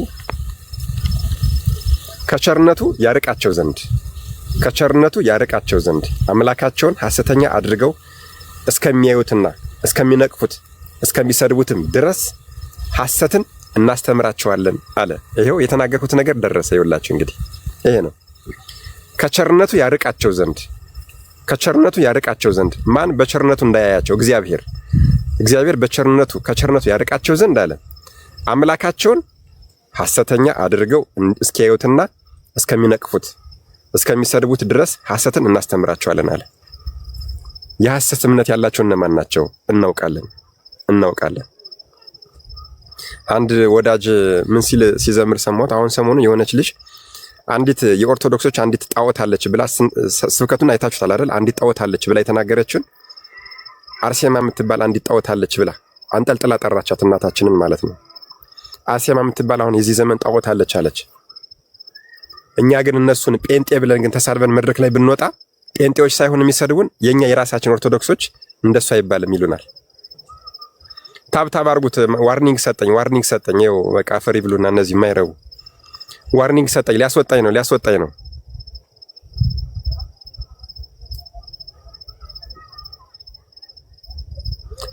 ነው። ይሄ የማይረቡ ሪፖርት አደረጉ ማለት ነው። በቃ ዋርኒንግ ሰጠኝ። ታብታብ አድርጉት። እሺ። እና እናታችን ቅድስት አርሴማ ድንግልን ሰማዕቷን አንዲት በዚህ ዘመን ያለች ጣዖት አለች ብላ አንጠልጥላ ጠራቻት። አንዲት እንዲሁ ከንግግሯም የመልኳ ስትታይ ራሱ ማለት ነውና ቅድስት አርሴማ እንደዛ ብላ ተሳደበች። እኔ ግን ለሷ ጴንጤ እንደዚህ ነው ብዬ ብሳደብ ወይ ደግሞ ብናገር ክፉ ነገር የሚሰድቡኝ ጴንጤዎቹ ሳይሆን የኛ የራሳችን ቤተ እምነት ነው። ከአብርሽ እንደዚህ አይገባም፣ ካንተ አንጠብቅም እንደዚህ አይነት ነገር እያሉ የሚነቅፉኝ የኔ የራሴ ሰዎች ናቸው። አታውቁም? ደርሶባቸው ያውቃል አይደለም? አዎና ሰሞኑን አንድ ወዳጅ ምን ብሎ ሲዘምር ሰማሁት። አህያና ጴንጤ ሁለቱ አንድ ናቸው። ቤተስካን እንትን ምንድነው ያለ? ቤተስካን አይሄዱ ቄስ አይባርካቸው ብሎ የሆነ መዝሙር ሀሌ በሚል መዝሙር ሲዘምር ሰማሁት እና በጣም እየሳኩ ነበር። አህያና ጴንጤ ሁለቱ አንድ ናቸው፣ ቤተስካን አይሄዱ ቄስ አይባርካቸው ብሎ እንትን ብሎ ነበር። አሁን ይሄንን እኔ በእኔ አካውንት ብለቀው እንዴት እንደዚህ ትላቸዋለህ ትሰድባቸዋለህ ነው የምባል። እነሱ ግን ቅዱሳን እናቶቻችን አባቶቻችን አይደለም የእመቤታችንን ሲሳደቡ ነውር አይደለምና ከርዕሳችን እንዳንወጣ ወደ ቀደመው ነገራችን እንመለስ። እሺ፣ አምላካቸውን እንዲሰድቡ እንዲነቅፉ እናደርጋቸዋለን አለ። ከዚያም በዚህ የተነሳ የአምላክ ቸርነት ይለያቸዋል ማለት ነው። እሺ፣ በደንብ አዳምጡኝ። አባ ጳውሊም አንተ የተረገምክ እንደዚህ በማድረግህ ምን ትጠቀማለህ አለው ይላል። አምላካቸውን በመሳደባቸው ሰዎች አምላካቸውን በመሳደባቸው አምላካቸውን በመንቀፋቸው ሐሰትን በማስተማራቸው አንተ የምትጠቀመው ነገር ምንድነው አለው አባ ጳውሊ ሰይጣንን። ዲያብሎስም እናንተን ከዘላለም ሕይወት ማጥፋትና ከገሃነም በገሃነመ እሳት ማቃጠል ነው እንጂ የምጠቀመው ጥቅም ምንም የለኝም አለ። አይሹ በጣም ይገርማል። ዲያብሎስ ምን አለ? እናንተን ከዘላለም ሕይወት ማጥፋትና በገሃነመ እሳት ማቃጠል ነው እንጂ የምጠቀመው ጥቅም ምንም የለኝም አለ። ይሄ ነው በቃ ዋናው ዓላማው ይሄ ነው። ዋናው ዓላማው ይሄ ነው። በምድር ላይ የሚያገኘው ነገር የለም ሰይጣን። እኛን በገሃነመ እሳት አብሮ ይዞ መኖር ብቻ ነው የሚፈልገው። አባ ጳውሊ ምን አለ? በውኑ ገሃነም የሚባል ቦታ አለን አለው። ተመልከቱ እንግዲህ አባ ጳውሊ ምን አለው? ገሃነም የሚባል ቦታ አለን አለው። ዲያብሎስም አዎ ገሃነመ እሳት አለ፣ በዚያ መጽናናት የሌለው ልቅሶ፣ ጥርስ ማፋጨት፣ እንደዚሁም የማያንቀላፋ ትል፣ ታላቅ ስቃይና የማያቋርጥ ለቅሶ፣ ድቅድቅ ጨለማ አለ። ኑሯችን በዚያ ነው አለው። እነዚያ ፈሪ ብሎ ይኸው እንትን ሪፖርት አድርገውታል። አሁንም ሮቦት ነህ ወይ እያለኝ ነው። ሮቦት ነህ ወይ እያለ እንትን እያለኝ ነው እኮ ይኸውላችሁ። ሪፖርት ሲያደርጉበት ነው እንደዚህ የሚሆን። ታብ አድርጉት። ሳንጨርሰው መቼም አንወጣም። እሺ ዲያብሎስም አዎ ገሃነመ እሳት አለ፣ በዚያ መጽናናት የሌለው ለቅሶ፣ ጥርስ ማፋጨት፣ እንደዚሁም የማያንቀላፋ ትል፣ ታላቅ ስቃይና የማያቋርጥ ለቅሶ፣ ድቅድቅ ጨለማ አለ። ኑሯችን በዚያ ነው አለው። አባ ጳውሊም ምን አለ? አንተ ከክብርህ የተዋረድክ በገሃነመ እሳት እንደምትቀጣ የምታውቅ ከሆነ ለምን ንስሐ አትገባም አለው። ለምን ንስሐ አትገባም አለው። ዲያብሎስን ማለት ነው እንግዲህ አባታችን። አባ ጳውሊም ለምን ንስሐ አትገባም ያለው ጊዜ ዲያብሎስ ምን አለ? ንስሐ እንዳልገባ የሚጸጸት ልብ የለኝም አለ ይላል። ንስሐ እንዳልገባ የሚጸጸት ልብ የለኝም አለ። አይገርማችሁም? በጣም ጴንጤዎችም ቶሎ የማይመለሱ ለዛ ነው። የሚጸጸት ልብ የላቸውም ጴንጤዎች። ጴንጤ ሳይሆን በነገራችን ላይ መናፍቅ ነው የሚባለው። መናፍቆች የሚጸጸት ልብ የላቸውም። ለዛ ነው ቶሎ ለመመለስ የሚከብዳቸውና ሰይጣን ለምን ንስሐ አትገባም ሲባል እንግዲህ ሰማችሁ። የሚጸጸት ልብ የለኝም አለ። አባ ጳውሊም ከእናንተ በዚህ በክፉ ስራችሁ የበላይ አለቃ አለን አለው። በዚህ በክፉ ስራችሁ የበላይ አለቃ አለን አለው። ዲያብሎስም አዎን አለ፣ በጨለማ ሰራዊት ላይ ታላቁ አለቃ እኔ ነኝ አለ። በጨለማ ሰራዊት ላይ ታላቁ አለቃ እኔ ነኝ። እኔ ሰይጣናትን ሁሉ ሰውን ለማሳት በየቦታው እልካቸዋለሁ። ሰይጣንን ለማሳት በየቦታው እልካቸዋለሁ። ከአጋንንት ጭፍራና ከወገኖች መካከል ከእኔ የሚከፋ የለም አለ። ከእኔ የሚከፋ የለም፣ እኔ ክፉ ነኝ አለ። ከእኛም መካከል ሰዎች ዝሙትንና ስርቆትን፣ ቂምና ስካርን ይህንን የመሰለ ኃጢአት እንዲሰሩ የሚያደርጉ እጅግ የከፉ ጨካኝ አጋንንት አሉ አለው። እያንዳንዱ ስተት የሚያሰሩ እየቅላሉ ማለት ዝሙትን የሚያሰሩ ለብቻ አሉ። ስካርን ሰው እንዲጠጣ የሚያደርጉ ስካር ሱስን እንዲይዘው የሚያደርጉ ራሱን የቻለ አሉ ማለት ነው በየቦታው። አባ ጳውሊም ኃይላችሁ በምን ይደክማል አለው። አሁን በደንብ አዳምጡ። እሺ ዲያቆን ሚካኤል በቃ ቅዳሴ እየሄድክ ነው። እሺ ወንድሜ በውስጥ እናወራለን። በውስጥ እልክልሃለሁ። እሺ በውስጥ እናወራለን። ኢንቦክስ ነው ስልክ ኢንቦክስ አስቀምጡልኛላችሁ በውስጥ መስመር። እሺ ከእኛ መካከል ሰዎች ዝሙትና ስርቆትን ከቂምና ስካርን ይህንን የመሰለ ኃጢአት እንዲሰሩ የሚያደርጉ እጅግ ጨካኝ የከፉ ጨካኝ አጋንንት አሉ አለው። አባ ጳውሊም ኃይላችሁ በምን ይደክማል አለው። በደንብ ታብታብ አድርጉ እንዳይቆራረጥ። ዲያብሎስም ከፍቅር፣ ከትዕግስት፣ ከጾም፣ ከጸሎት፣ ከመታዘዝ፣ ከትግሃ ሌሊትና ከመሳሰሉ ትሩፋቶች ሁሉ ጋር ኃይላችን የሚደክመው በትህትና ነው አለው ይላል። አይገርማችሁም? በጣም አይደንቃችሁም? ልድገምላችሁ በደንብ አዳምጡኝ። ኃይላችሁ በምን ይደክማል፣ በምንድን ነው የምትሸነፉ ብለው አባ ጳውሊ በጠየቁት ሰዓት ዲያብሎስ ምንድን ነው ያለው? ፍቅር መጀመሪያ፣ ከትዕግስት፣ ከጾም፣ ከጸሎት፣ ከመታዘዝ፣ ከትግሃ ሌሊት ማለት የሌሊት ጸሎት ማለት ነው። ትግሃ ሌሊት ጋራ ኃይላችን የሚደክመው አለ በምንድን ነው አለ? በትህትና ነው አለ። በትህትና ነው። እሺ እኛ በፍጥረታት ሁሉ ላይ ጭንቅ የሆነ መከራ ከማምጣት ቸል አንልም፣ አንቦዝንም። በሚቻለን ሁሉ እንፈትናቸዋለን አለው። አባ ጳውሊም አንተ እንደምትለኝ ከሆነስ ሰዎች ምንም ኃጢአት የለባቸውም አለው። ኃጢአትስ የሚሆንባቸው የክፋትንና የርኩሰትን ስራ በምታሰሯቸው በአንተና በወገኖች ላይ ነው አለው ይላል አባ ጳውሊ። በጣም አይገርማችሁ? በደንብ አዳምጡኝ። እኛ በፍጥረታት ሁሉ ላይ ጭንቅ የሆነ መከራ ከማምጣት ቸል አንልም፣ አንቦዝንም አለ። በሚቻለን ሁሉ እንፈትናቸዋለን አለው። አባ ጳውሊም አንተ እንደምትለኝ ከሆነማ አለው ሰዎች ኃጢአት የለባቸውም ማለት ነው እናንተ ከሆናችሁ የምትፈትኗቸው አለው። ዲያብሎስ ምን አለ በዚህ ሰዓት? እኔ የንግድ ቤቱ ባለቤት ነኝ አለ። በደንብ አዳምጡኝ። እኔ የንግድ ቤቱ ባለቤት ነኝ። ምሳሌ እንዴት አድርጎ እንዳስቀመጠ፣ በእኔ ዘንድ ብዙ የሚሸጡ የኃጢአት ዕቃዎች አሉኝ። በእኔ ዘንድ የሚሸጡ ብዙ የኃጢአት ዕቃዎች አሉኝ። ተመልከቱ። የንግድ ቤቱም በር እከፍተዋለሁ አለ። ሱቁን ማለት ነው፣ እከፍተዋለሁ። ሁሉም እንደየፍላጎቱ የሚሻውን ይገዛል። ስለዚህ ሰው ሁሉ በራሱ ፍላጎት የሚበድል ከሆነ እርሱ በራሱ ኃጢአት እኔ ስለ እርሱ አልጠየቅም፣ ኃጢአትም የለብኝም አለው ይላል። አይገርማችሁም? በጣም እኔ የንግድ ቤቱ ባለቤት ነኝ አለ። እኔ የንግድ ቤቱ ባለቤት ነኝ።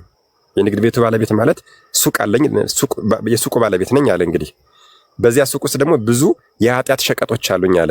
ዝሙት፣ መጠጥ፣ ሐሜት፣ ስካር፣ ክህደት፣ ብዙ አይነት ኃጢአቶች አሉ። እነዛን እንደፈለገ መጦ ይሸምታል ያ ሰው።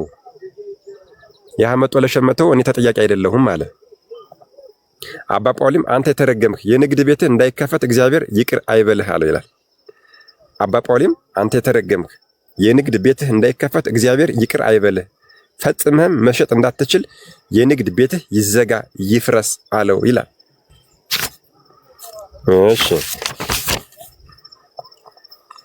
ዲያብሎስም አንተ ክፉ ሽማግሌ ያለ በደሌ ስንት ጊዜ ትረግመኛለህ? ሌሊቱን ሙሉ ከአንተ ጋር በመሆኔ ኃይሌን አደከምከኝ፣ ሰውነቴንም አሰቃየሃት።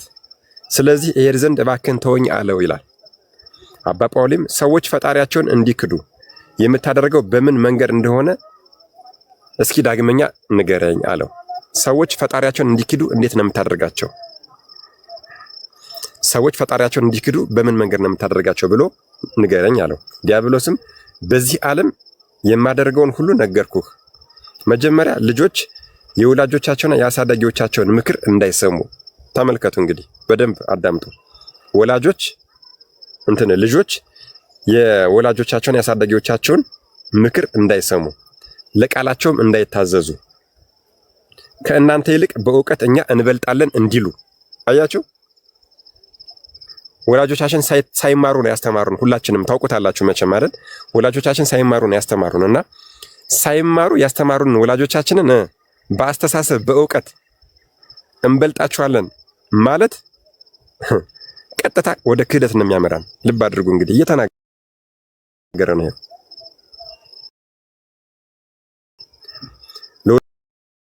ወላጆቻቸው ለቃላቸው እንዳይታዘዙ ከእናንተ ይልቅ በእውቀት እኛ እንበልጣለን፣ እኛ እናውቃለን እንዲሉ እናደርጋቸዋለን ልጆች። ዳግመኛም ወላጆቻቸውና በእድሜ የሚበልጧቸውን እንዲሳደቡ እንዳያከብሩ እናደርጋቸዋለን። በዚህ ምክንያት የቤተሰብ ፍቅር እናሳጣቸዋለን።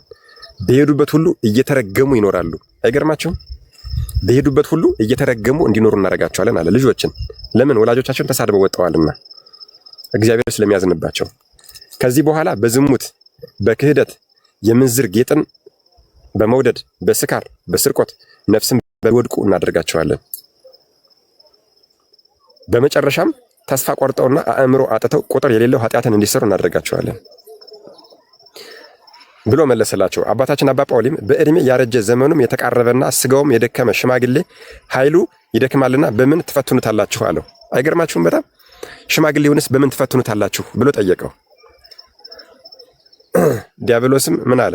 እኛ በሽማግሌዎች ላይ ብዙ ምክንያት እናገኛለን፣ ስንፍና እናመጣባቸዋለን፣ ጾምንና ጸሎትን እንከለክላቸዋለን፣ እንዲሰለቻቸው እናደርጋለን፣ ዘመናቸውን እስኪረግሙና ራሳቸውን እስከሚያጠፉ ድረስ የሚያደርስ ጭንቀትና ጥርጣሬ እናመጣባቸዋለን። በሽማግሌዎች ላይ ክፉ ሐሳብና ገንዘብ መውደድን እናመጣባቸዋለን። ተስፋ መቁረጥን፣ ሰላም ማጣትን በውስጣቸው እናሳድርባቸዋለን። ተመልከቱ። እሺ ከልባቸው ሎትን ከአንደበታቸው ምስጋናን እናጠፋባቸዋለን። ለልጆቻቸው፣ ለዘመዶቻቸው፣ ለሚረዷቸው፣ ለሚቀርቧቸው ሁሉ ሁከተኞች እንዲሆኑ እናደርጋቸዋለን። ሽማግሌዎችን ምስጋና እናጠፋባቸዋለን። ለልጆቻቸው፣ ለዘመዶቻቸው፣ ለሚረዷቸው፣ ለሚቀርቧቸው ሁሉ ሁከተኞች እንዲሆኑ እናደርጋቸዋለን። አመስጋኝ እንዳይሆኑ ይሆናሉ ማለት ነው። አባ ጳውሊም ዳግመኛ እንደዚህ ብሎ ጠየቀው። አንተ የተረገምክ ከእናንተ ከእያንዳንዳችሁ ሰው ሁሉ በፍትወት ተማርኮ ኃጢአትን እንዲሰራ ለማድረግ ሁላችሁም የተሰለፋችሁ አይደለምን? የሰው ልጅ በዝሙት ኃጢአት ለመጣል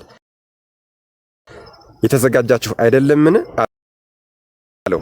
ዲያብሎስም አዎ ሁላችንም ሰውን በኃጢአት ምኞት ተማርኮ እንዲወድቅ ለማድረግ የተሰለፍነን፣ ብዙዎችንም እናስታቸዋለን፣ በኃጢአት ላይ ኃጢአት እንዲሰሩ እናደርጋቸዋለን፣ ንስሐን እንዲያዘገዩም እናደርጋቸዋለን አለው። ዳግመኛም ካጠመድነው ወጥመዳችን አምልጦ የወጣውን ሰው በሌላ በታላቅ ኃጢአት እናጠምደዋና እንዲወድቅ አጥብቀን እንዋጋዋለን አለ። አያችሁ፣ ካጠመድነው ወጥመዳችን አምልጦ በአንድ ወጥመድ ያጠምዱንና ከዛኛው ወጥመድ ስንወጣ ከዛኛው ወጥመድ የበለጠ ሌላ ትልቅ ወጥመድ ያዘጋጁልናል። ለምሳሌ ዝሙትን አምልጣችሁ ስትሄዱ ከዝሙት ይልቅ ሴት ጋር ከመዳራ ይልቅ ግለ ወሲብ ብፈጽም ይሻለኛል እንድትሉ ያደርጋቸዋል። ግልጽ ስለሆነ ነው። ራሳችሁን በራስ የማርካት ግለ ወሲብ እንድትፈጽሙ ያደርጋቸዋል። ከዛስ እሱን ደግሞ ስትሻገሩ ደግሞ መጠጥ ያመጣባቸዋል። መጠጥን ደግሞ ስትሻገሩ በምን በሀብት የሀብት ያቀረበላችሁ ሰው ደግሞ ምን ይሆናል? በሌላ ቤተ እምነት ውስጥ ያለ ሰው ሊሆን ይችላል፣ ከሃዲ ሊሆን ይችላል ማለት ነው። እንደዚህ እያደረገ ትልቅ ወጥመድ የበለጠ ወጥመድ እያዘጋጁ ይከታተሉናል ማለት ነው። ዳግመኛም ከአጠመድነው ወጥመዳችን አምልጦ የወጣውን ሰው በሌላ በታላቅ የኃጢአት ወጥመድ እንዲወድቅ አጥብቀን እንዋጋዋለን። አባ ጳውሊም ለሰው በምትሃት የምትታዩት በስንት አምሳል ነው አለው። ለሰው በምትሃት የምትታዩት በስንት አምሳል ነው አለው። ዲያብሎስም የሰው ልጅ ለማሳት እኛ በምንፈልገው መልኩ እንታየዋለን። እሪያ ማለት አሳማ፣ እባብ፣ ሴት፣ ወንድ፣ ወጣት፣ ሽማግሌ፣ ቀበሮ፣ ጦጣ፣ ዝንጀሮ ማንኛውንም ፍጥረት መስለን መታየት እንችላለን። ከእኛ እያንዳንዳችን በድንግል ማርያምና በልጁ አምሳል በብርሃን መልአክና በቀደሙ አባቶች በሞቱ ሰዎች አምሳልም ቢሆን ሰው በሚፈልገው ሁሉ በመገለጽ እንታያለን አለው።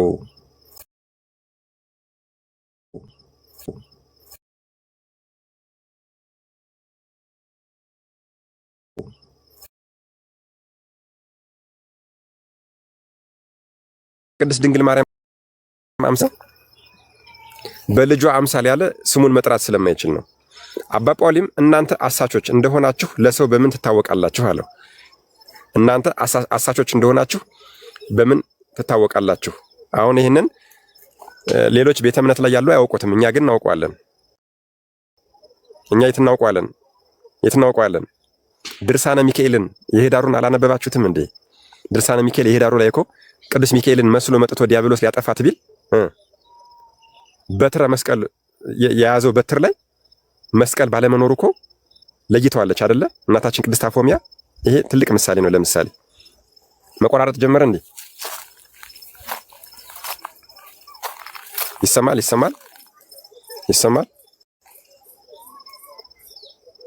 ይሰማል በሉ እስቲ። እሺ፣ ሰው መሆን ሰይጣንም እንደ አንተ ንጹህ የሆነ ሁሉ በክፉ ሽታዬ ያውቀኛል አለው ይላል። ቆይ መጀመሪያማ ምን አለው? አባ ጳውሊም በሚፈልገው ሁሉ እታያለሁ ባለውስ ጊዜ ምን አለው? አባ ጳውሊም እናንተ አሳሾች እንደሆናችሁ ለሰው በምን ትታወቃላችሁ አለው። መጨረሻችሁስ እንዴት ነው አለው። መጨረሻችሁስ እንዴት ነው? እሺ አሁንም ይቆራረጣል እንዴ? እሺ ሰይጣንም ለጥቂት ደጋጎች ነው እንጂ ለሁሉ አንታወቅም አለው። ሰይጣንም ለጥቂት ደጋጎች ነው እንጂ ለሁሉም አንታወቅም፣ በመጨረሻ ስራችን ግን እንታወቃለን አለው። አባ ጳውሊም ስራ ሁሉ ክፉ እንደሆነ ከአንተ ተረዳሁ አለው። ሰይጣንም እንደ አንተ ንጹህ የሆነ ሁሉ በክፉ ሽታዬ ያውቀኛል፣ ኃጥአን ግን በሽታዬ ለይተው ሊያውቁኝ አይችሉም አለው። ኃጢአተኞች በክፉ ሽታዬ ለይተው ሊያውቁኝ አይችሉም። አባ ጳውሊም አንተ ከክብርህ የተዋረድክ እንደ አንተ ንጹሕ የሆነ በማለት በውዳሴ ከንቱና በትምክት ወጥመድ ጠልፈ ልትጥለኝ ትፈልጋለህን አለው ይላል። እንዳንተ ንጹሕ የሆኑ ይለዋል። እንዳንተ ንጹሕ የሆኑ ያውቁኛል ሲለው አንተ ክፉ አለው። አንተ ክፉ ከክብርህ የተዋረድክ እንደ አንተ ንጹሕ የሆነ በማለት በውዳሴ ከንቱ በትምክት ወጥመድ ጠልፈ ልትጥለኝ ትፈልጋለህን አለው ይላል። በጣም አይገርማችሁም? ግን እግዚአብሔር የተመኘኸውን አይስጥህ ያሰብከውንም አይፈጽምልህ። እኔስ ኃጢአተኛ ነኝ እንጂ ንጹሕና ጻድቅ አይደለሁም።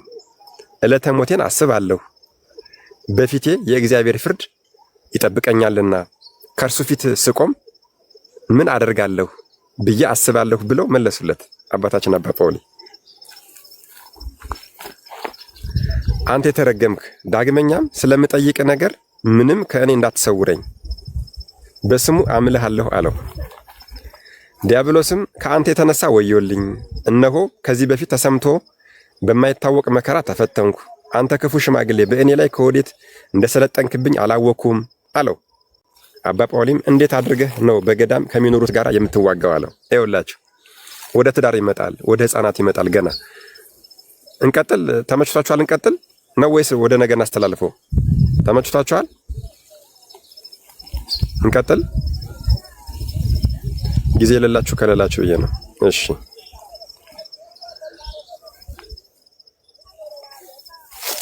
እሺ፣ በጣም ጥሩ። አንተ የተረገምክ ዳግመኛም ስለምጠይቅ ነገር ምንም ከእኔ እንዳትሰውረኝ በስሙ አምልሃለሁ አለው። ዲያብሎስም ከአንተ የተነሳ ወዮልኝ አለው ይላል። እሺ አባ ጳውሊም እንዴት አድርገህ ነው በገዳም ከሚኖሩት ጋር የምትዋጋው? እሺ በገዳም ካሉት መነኮሳት ጋር እንዴት አድርገን የምትዋጋው አለው። ዲያብሎስም ከአንተ የተነሳ ወዮልኝ፣ በጠላቶች መካከል ሰውን የምጠምድበትን ሚስጥሬና ሥራዬን ትገልጥብኝ ዘንድ ተዘጋጅተህብኛልና አለው ይላል። አባ ጳውሊም ስራህን ብቻ የምገልጥ አይደለሁም፣ ስራህን ብቻ የምገልጥ አይደለሁም፣ ለሰው ጥቅም የሌለው የጥበብህንም ፍጻሜ ነው እንጂ የምገልጸው አለው ይላል። ዲያብሎስም አስቀድመን መነኮሳትን የምንዋጋቸው አለው።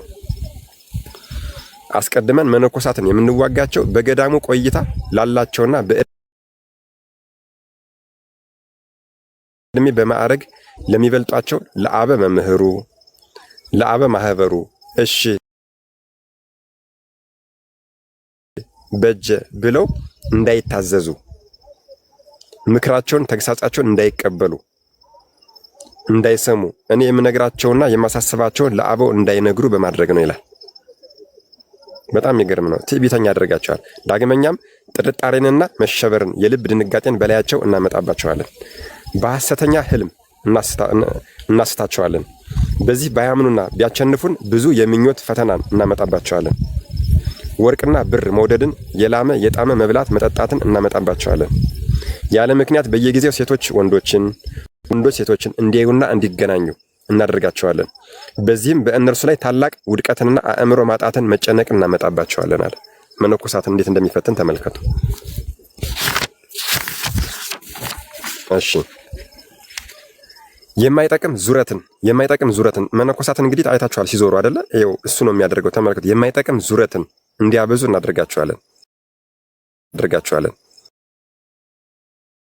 መነኮሳት የታዘዙ በምንድን ነው? በአንድ በዓት ጸንተው እንዲቀመጡ ነው።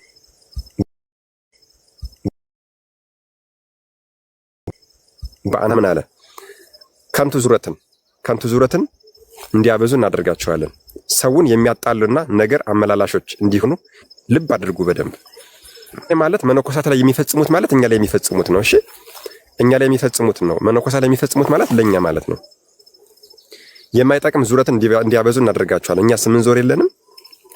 ሰውን የሚያጣሉና ነገር አመላላሾች ያለምንም ጉዳይ በየቤቱ እየሄድን ነገር የምናመላለስ እንዲሆኑ የአበውን ምክር እንዳይሰሙ ታላላቆቻችን ምክር እንዳንሰማ ልቦናቸውን እናደነድነዋለን። ልበ ደንዳና እንድንሆን በዚህ አኗኗራቸው በአንድ ቦታ እንዳይጸኑ በየጊዜው ከአንድ ቦታ ወደ አንድ ቦታ እንዲዛወሩና ስራን እንዳይወዱ እኛ 30 ስራ የጀመርን የለንም። በአንድ ስራ የማንጸና አላዋጣኛ ለብለን ያልያዝን ያልጨበጥነው የለም እኮ አይደል እንዴ? ስንቱን ስራ ነው የምንጀምር? ይሄው እዚህ ጋር እየተናገረ ነው። በየጊዜው ከአንድ ቦታ ወደ ሌላ ቦታ እንዲዛወሩና ስራን እንዳይወዱ ሌላ የደከመበትንም እንዲመገቡ ሌላ የደከመበትን እንዲመገቡ በአፋቸው እኛ ዓለምን ንቀናል እንዲሉ እኛ ኦርቶዶክስን ክርስቲያንን እንደምንለው ማለት ነው። የአፍ ክርስቲያን እንደሆን ነው ማለት ነው እንዲሉ ዓለም ግን ከደስታዋና ከነፍላጎቷ ሁሉ ጋር በእነርሱ ላይ በስታ እንድትታይና መንፈሳዊ ዕውቀትን፣ ትዕግስትን፣ መረጋጋትን እንዲያጡ እናደርጋቸዋለን አለ። በጣም የሚገርም ነው። ከገዳማቸው በወጡ ጊዜ በነፍሳቸው ለገዳሙ አባት ሊገዙ ከገቡባት ከገዳማቸው ልቡናቸውን እናርቀዋለን። እኛ የዚህችን ዓለም ስራ ስለምናሳምርላቸው በስም መነኮሳት ሲባሉ በገዳም መኖራቸውን ፈጽሞ ይጠላሉ። በዚህ ፈትነናቸው ካቸነፉን ይውላችሁ እንግዲህ በዚህ ፈትነናቸው ካቸነፉን ሌላ የሚፈተኑበት ምክንያት እናመጣባቸዋለን። ሌላው በሚሰራው ስራ በመቅናትና በቂም አንዱ ለአንዱም መልካም ስራ እንዳይሰራ እንቅፋት እንዲሆን ነው በማድረግ እንዋጋቸዋለን። ምቀኛ አድርጓቸው እርስ በርስ ማለት ነው፣ እንዲጠላሉ፣ ፍቅር እንዳይኖራቸው። በገዳም ውስጥ በሚሰሩት ስራ ውዳሴ ከንቱን አብስተው እንዲፈልጉ ለእያንዳንዱ ለሚሰሩት ስራ ምስጋና እንዲወዱ ውዳሴ ከንቱ እናመጣባቸዋለን። ውዳሴ ከንቱ እንዲፈልጉ ራሳቸውን ከወንድሞቻቸው ከፍ እንዲያደርጉ እኔ እበልጣለሁ፣ እኔ አውቃለሁ እንዲሉ ከራሳቸው ስራ በቀር የሌላውን እንዲነቅፉ እንዋጋቸው። እንደዚህ አይነት ሰው የለም።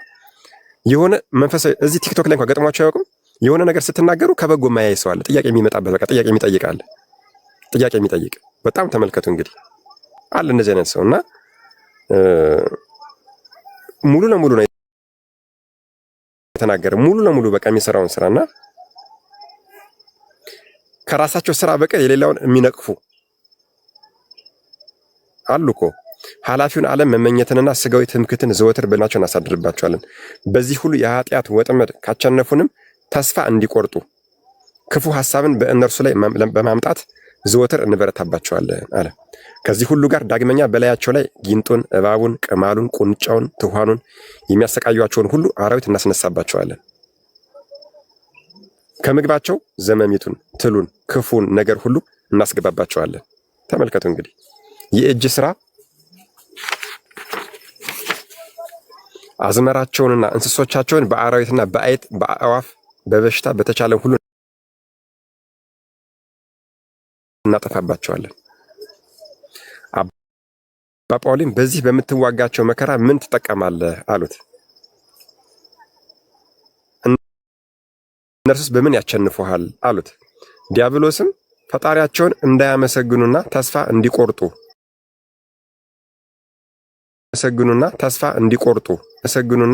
እንዲቆርጡ የዘላለም ሕይወትንም እንድናጣ ነው እንጂ የሚጠቀም ምድራዊ ጥቅም የለም አለ።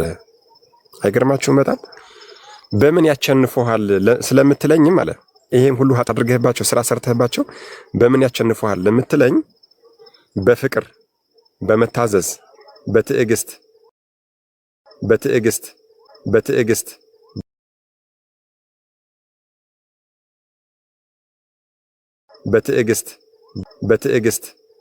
በጾም፣ ጸሎት፣ ስግድ፣ ቂም በቀል ንጹህ በሆነ ልቦና በጾም፣ ጸሎት፣ ስግድ፣ ቂም በቀል ንጹህ በሆነ ልቦና ከቂም በቀል በሆነ ልቦና ከቂም በቀል ንጹህ ልቦና በመለያየት ወንድሞቻቸው ጽሞ በመውደድ እዚሁና በሰውያቸው ሁሉ ትበልጣለች። ሁሉም ምጣለችና ትበልጣለች። ሁሉም መንፈሳቸው ሁሉ ትበልጥና በፍጹም ሃይማኖት ትህትናን ቢይዙ ይቸንፋል። በመጨረሻ የክርስቶስን ስጋና ደም መቀበላቸው ያርቁናል። አያችሁ፣ ያቸንፉናል። የክርስቶስ ስጋና ደም የእኛን መርዝ ያጠፋል። ሰምታችሁኛል አይደል?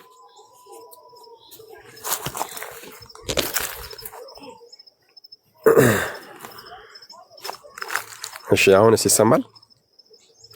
አሁን ድርገምላቸው የመጨረሻዋን መነኮሳቱን እንደዚህ አድርጎ ሲያስታቸው ቆይቶ በምን ያቸንፉሃል ብለው በጠየቁት ሰዓት አባታችን አባ ጳውሊ ምን ብሎን የመለሰ ዲያብሎስ?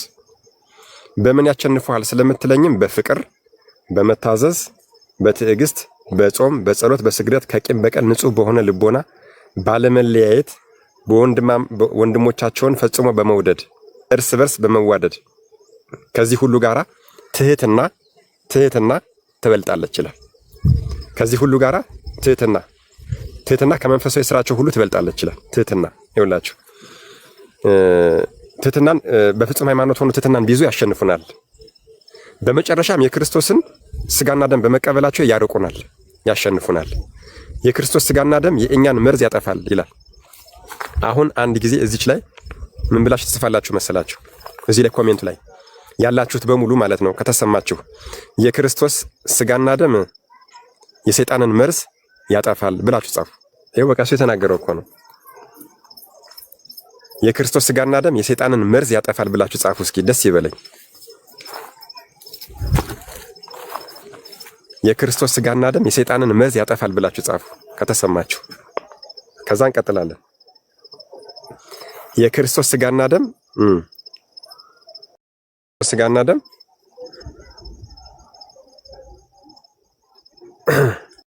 አዎ ምኞት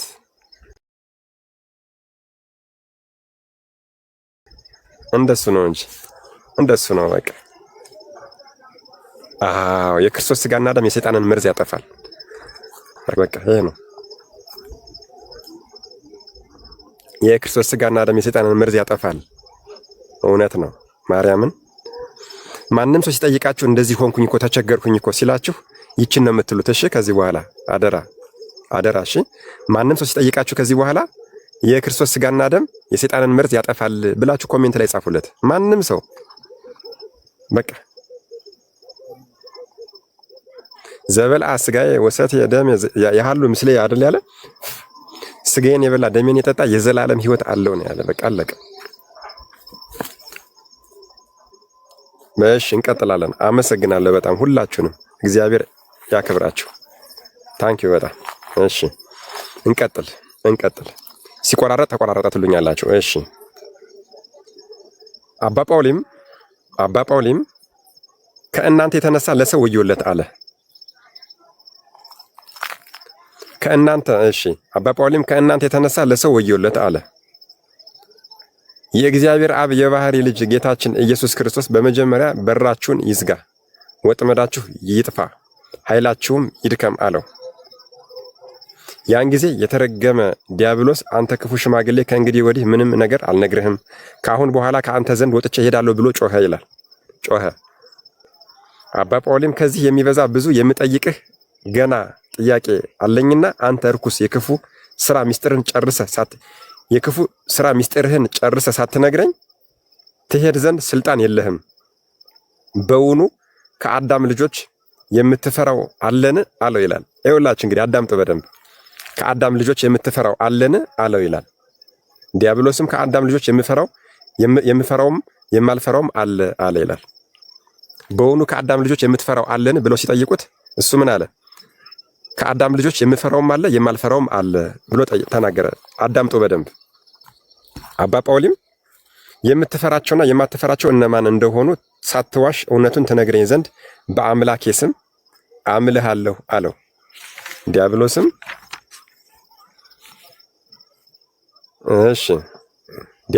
አስቀድሜ ሁሉን ነገርኩህ፣ ስለ እግዚአብሔር ፍቅር ብሎ ስጋውን ለመከራ የሚሰጠውን ሰው እፈራዋለሁ። ስለ እግዚአብሔር ፍቅር ብሎ ስጋውን ለመከራ የሚሰጠውን ሰው ማለት በሚገባ አማርኛ ስጋውን ለመከራ አሳልፎ መስጠት፣ ስጋውን የሚያስርብ የሚጾም፣ ስጋውን የሚያደክም የሚሰግድ፣ ስጋውን ለመከራ አሳልፎ የሚሰጥ፣ ንስሐ በመግባታችን ደግሞ የሚሰጠን ቀኖና አለ። እሱን ደግሞ በትጋት የሚፈጽም እንደዚህ አይነት ሰው ምን አለ? እፈራለሁ። ኩኩሻ አዎ ገዳም በመሳለም እስከ 7 ትውልድ ድረስ ይማራል። አንተ መናፍቅ። እሺ ስጋውን ለመከራ የሚሰጠውን ሰው እፈራለሁ። አዳምጡ በደንብ ሐሳባችሁ እንዳይሰረቅ እሺ። ኮሜንት ምናምን አትዩ። ነገር ግን ስለ እግዚአብሔር ፍቅር ብሎ ስጋውን ለመከራ የማይሰጠውን ከመከራ የሚሸሸውን አልፈራውም አለ። ከመከራ የሚሸሸውን አያችሁ። ኩኩሻ የአቡነ ሐራ ድንግልን ገድል አንብብ። ማስረጃ አለ ለዛ ላይ የአባታችን የአቡነ ሐራ ድንግል የአቡነ ገብረ መንፈስ ቅዱስን ገድል አንብብ። እሺ እሱ ላይ ይገኛል። እስከ 7 ትውልድ አይደለም የአባታችን የአቡነ ዘርዓ ብሩክ እስከ 100 ትውልድ ድረስ የሚያስመር ቃል ኪዳን አላቸው። እሱንም አንብብ በደንብ ይገለጽልሃል። እሺ አዳምጡ።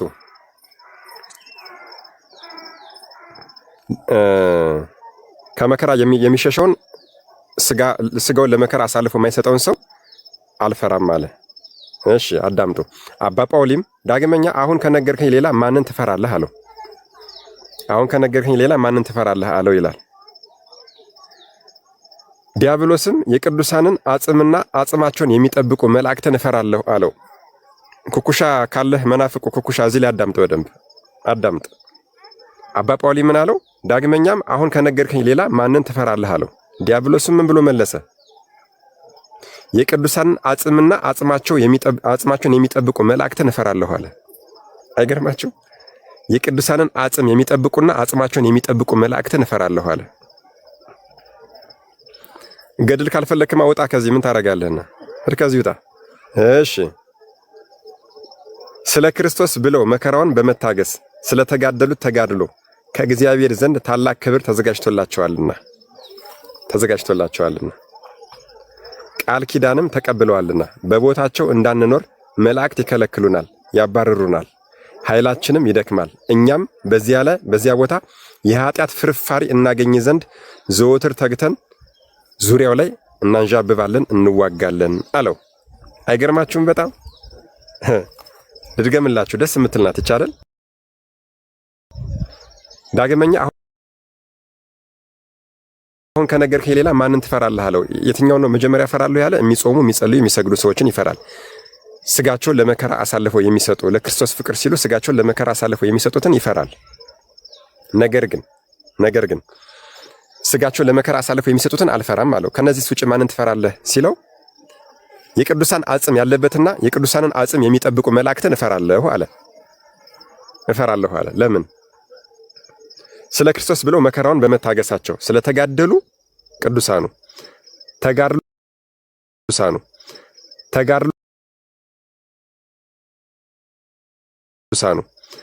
ተጋድሎ ብለዋል።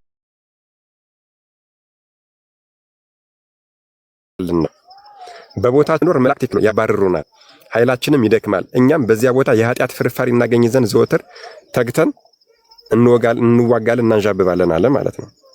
ይኸውላችሁ እንግዲህ አባ ጳውሊ ምን አለ? የተናገርከው እውነት ነው። በእውነት አይገርማችሁም? አባ ጳውሊ ምን አለ? የተናገርከው እውነት ነው። በእውነት የቅዱሳንን ምግባርና ትሩፋት ስታዩ በእጅጉ የሚያስፈራችሁና የሚያስደነግጣችሁ አይደለምን አለው።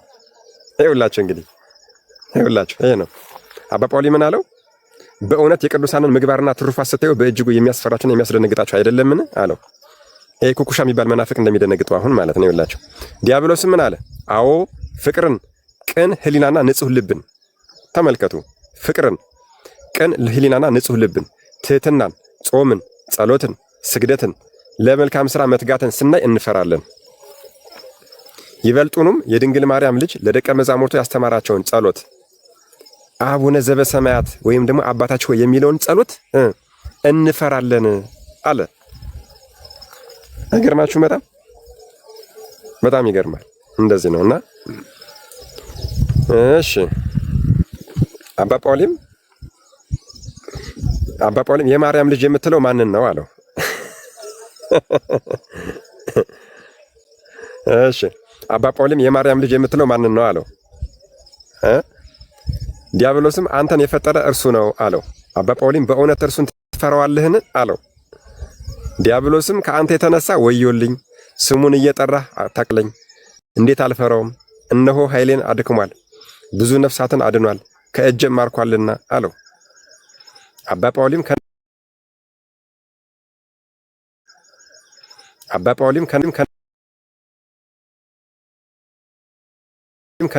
የምትፈሩት ሌላ አለን አለው።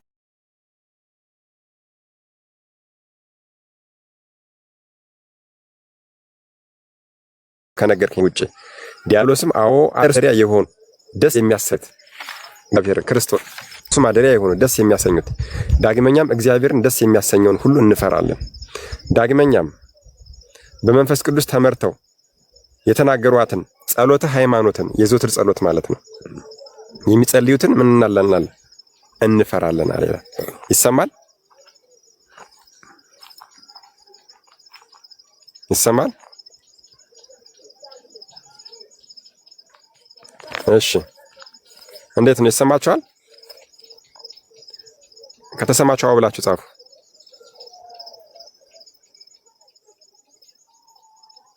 ኔትወርኩ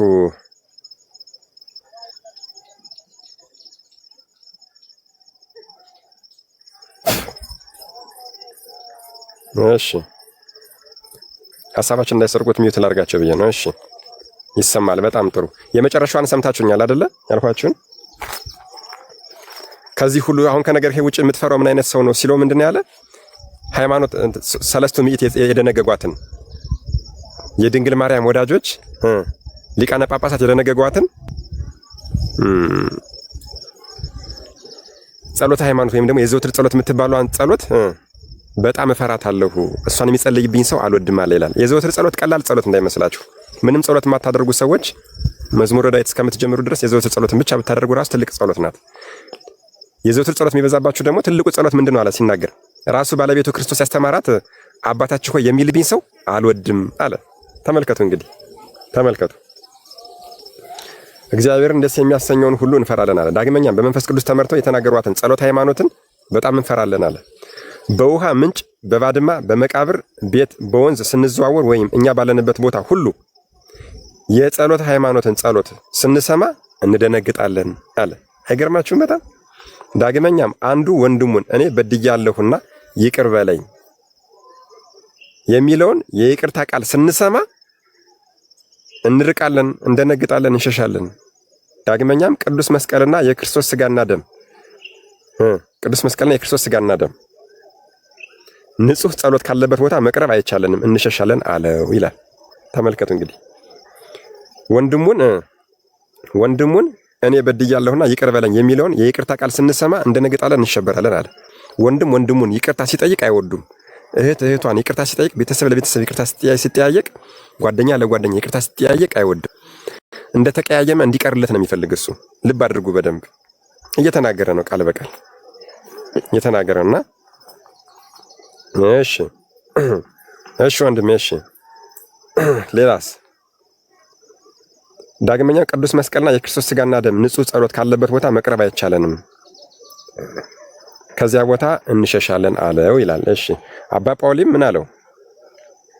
ዳግመኛ እንደዚህ ብሎ ጠየቀው። የቤተ ክርስቲያን አገልጋዮችን በምን ስራ ትዋጋቸዋለህ አለው። የቤተ ክርስቲያን አገልጋዮችን በምን ስራ ትዋጋቸዋለህ አለው። ዲያብሎስም መለሰ እንደዚህም አለ። አሁን ተመልከቱ እንግዲህ የቤተ ክርስቲያን አገልጋዮች ካህናት፣ ዲያቆናት፣ አናጉንስጢስ የሚባሉትን እንዴት እንደሚፈተኑ ተመልከቱ አሁን ማለት ነው። አባ ጳውሊም ዳግመኛም እንደዚህ ብሎ ጠየቀው። የቤተ ክርስቲያን አገልጋዮችን በምን ስራ ትዋጋቸዋለህ? ዲያብሎስም መለሰ እንደዚህም አለ። ክፉ ስራችንን ይዘን ወደ ቤተ ክርስቲያን እንገባለን አለ። ተመልከቱ፣ ክፉ ስራችንን ይዘን ወደ ቤተ ክርስቲያን እንገባለን። በካህናት መካከል ጠብን እንፈጥራለን። ሳቅንና ስላቅን፣ ዋዛ ፈዛዛን እንዲያበዙ እናደርጋለን። በማህሌትና በቅዳሴ ጊዜ ኩራትን፣ ትምክህትን፣ ትዕቢትን፣ ማንቀላፋትን፣ ክፉ ሐሳብን በልባቸው እንዲያሳድሩ የቅዳሴ የማህሌት አገልግሎታቸውን እንዲተዉ እንዲሰለቹ እናደርጋቸዋለን።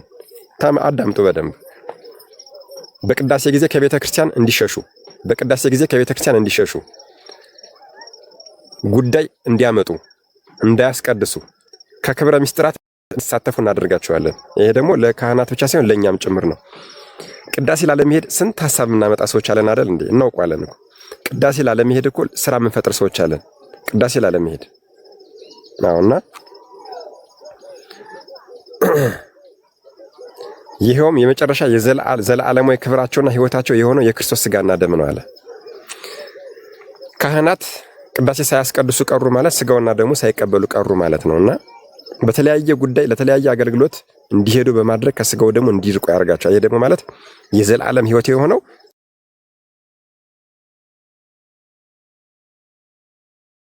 ስጋና ደም ነው አለ። አባ ጳውሊም ይህንን የምታደርጉት ለምንድን ነው? አለው። ተስፋ ያደረጓትን መንግስተ ሰማያትንና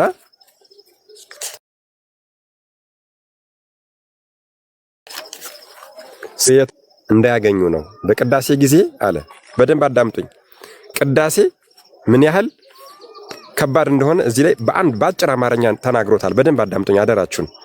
ከዛ ጠይቃችኋለሁ። እሺ የቅዳሴን ጥቅም ደግሞ እዚህ ላይ በኮሜንት እንጽፈዋለን። ኃጢአት እንዳያገኙ ነው። በቅዳሴ ጊዜ ኃጢአት የሚሰረይባትና ጸጋ የሚገኝባት ስለሆነ ነው። በሚቀድሱና በሚያስቀድሱት ሁሉ ላይ ምሕረት ይወርዳል። ይውላችሁ። ስለዚህ ስለምንቀናባቸው ጥፋታቸውን እንጠባበቃለን፣ እንሻለን። ከመልካም ሐሳብ እንዲርቁ እናደርጋለን። በንጹህ ልብ ሆነው የሚቀድሱ ካህናትና የሚያስቀድሱ ሁሉ በረከትን እንዳያገኙና የኃጢአት ስርየት እንዳይደረግላቸው እንጥራለን። እዚህ ላይ እየተናገረ ነው። ቅዳሴ ማስቀደስ ኃጢአትን ያስተሰርያል ብላችሁ ጻፉ። እዚህ ላይ አሁን ቅዳሴ ማስቀደስ ኃጢአትን ያስተሰርያል ብላችሁ ጻፉ። ይሄ ማለት ለንስሐ አባት ሳንናገር አይደለም። በእያንዳንዱ ቅዳሴ ፍትሐት ዘወልድ እንዳለ ታውቃላችሁ አይደለም? ፍትሐት ዘወልድ እንዳለ ታውቃላችሁ። ልክ በእንተ ቅድሳት ከመነበቡ በፊት ለምሳሌ ረዳት ካህኑ ምንድን ነው የሚያደርገው? ሰራይ ካህኑ እንዳለ ሆኖ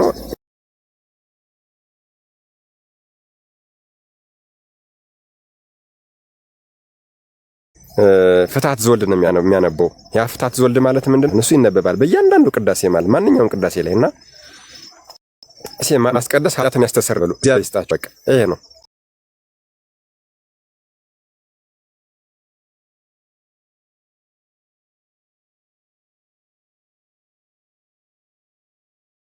ቅዳሴ ኃጢአትን ያስተሰርያል። አመሰግናለሁ። በጣም አመሰግናለሁ። ልድገምላችሁ። ሰይጣን የተናገረው ልድገምላችሁ። በቅዳሴ ጊዜ ኃጢአት የሚሰረይባትና ጸጋ የሚገኝባት ስለሆነ በሚቀድሱትና በሚያስቀድሱት ሁሉ ላይ ምሕረት ይወርዳል። ስለዚህ ስለምንቀናባቸው ጥፋታቸውን እንጠባበቃለን፣ እንሻለን። ከመልካም ሐሳብ እንዲርቁ እናደርጋቸዋለን። በንጹህ ልብ ሆነው የሚቀድሱ ካህናትና የሚያስቀድሱ ሁሉ በንጹህ ልብ ሆነው የሚቀድሱ ካህናትና የሚያስቀድሱ በንጹህ ልብ ሆኖ የሚቀድስና በንጹህ ልብ ሆኖ የሚያስቀድስ ምእመን ማለት ነው። የሚያስቀድስ ሁሉ በረከትን ያገኛሉ። ያንን በረከት እንዳያገኙ ደግሞ የኃጢአት ስርየት እንዳይደረግላቸው ቅዳሴ እንዳያስቀድሱ እናደርጋለን አለ። ቅዳሴ እንዳያስቀድሱ እናደርጋለን። በከንቱ ነገር እርስ በርሳቸው እንዲጣሉና በዚህም ምክንያት ቂም በቀል በልቡናቸው እንዲኖር እናደርጋለን። ተስፋ ያደረጓትን ዘለዓለማዊ ሕይወትን እንዲያጡ ሕይወታቸውም ኃጢአትና በደል የተሞላ ፍጻሜያቸውም ገሃነመ እሳት እንዲሆን እናደርጋለን። እሺ በልባቸው ውስጥ ቂምና ቅናትን ካሳደርንባቸው በኋላ በዚህ ምክንያት ስጋውና ደሙንም እንዳይቀበሉ እናደርጋቸዋለን። ዘወትር በዚህ ምክንያት የኃጢአታቸውን ስርየት አያገኙም ይላል። አሁን ቅዳሴ ማስቀደስ ኃጢአትን ያስተሰርያል ማለት ምንድን ነው? በደላችን ቅዳሴ ባስቀደስን ቁጥር በደላችን በቀነሰ ቁጥር ወዴት እንጠጋለን ማለት ነው? ስጋው ደግሞ የመቀበል መልካም ፍላጎት ይኖረናል ማለት ነው። መልካም ፍላጎት ይኖረናል ማለት ነው። ከዚያሳ ስጋው ደግሞ እንቀበላለን፣ የዘላለም ሕይወት እናገኛለን ማለት ነው። ዓላማው ይሄ ነው። ስለዚህ ቅዳሴ ማስቀደስ ኃጢአትን ያስተሰርያል ስንል ለንስሐ ያዘጋጀናል። ነገ በመልካም ፈቃድና ማንም ሰው ሳይገፋፋን ብድግ ብለን መንፈስ ቅዱስ ማደሪያ እንሆንና ምን ይሆናል? ንስሐችንን ገብተን ስጋው ደግሞ እንድንቀበል እንሆናለን። ቅዳሴ ማስቀደስ ጥቅሙ ይሄ ነው። ይሄ ነው ትልቁ ጥቅሙ። እሺ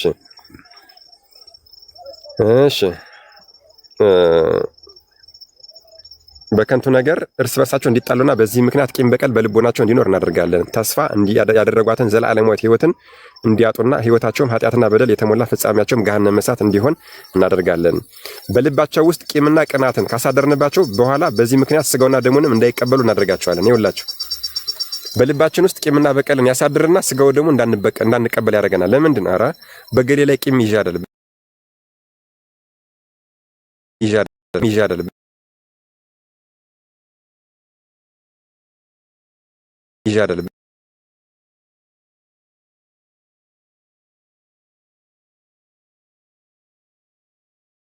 ዓለም ጸጋና በረከት እናርቃቸዋለን። ከቤተ ክርስቲያን እንዳይደርሱ እንዳይገቡ የፈጣሪያቸውንም ትእዛዝ እንዳይሰሙ እናደርጋቸዋለን አለ። ዳግመኛም ጸሎታቸው ቁመታቸውና ድካማቸው ከንቱ እንዲሆን ሰዓታትና ማህሌት ልብ አድርጉ። ሰዓታትና ማህሌት በሚቆሙበት ጊዜ በቅዳሴ ጊዜ አንዳቸው በአንዳቸው ላይ እንዲዘባበቱ አንዳቸው በአንዳቸው ላይ እንዲዘባበቱ ትምክህትን ትዝርትን በልባቸው እናሳድራለን። ከካህናትና ከሕዝብ መካከልም ክርስትናቸው እንዲሻር እንደ አላውያን ስርዓት በስራይና በጥንቆላ በውሃ እንዲታጠቡ እናደርጋቸዋለን።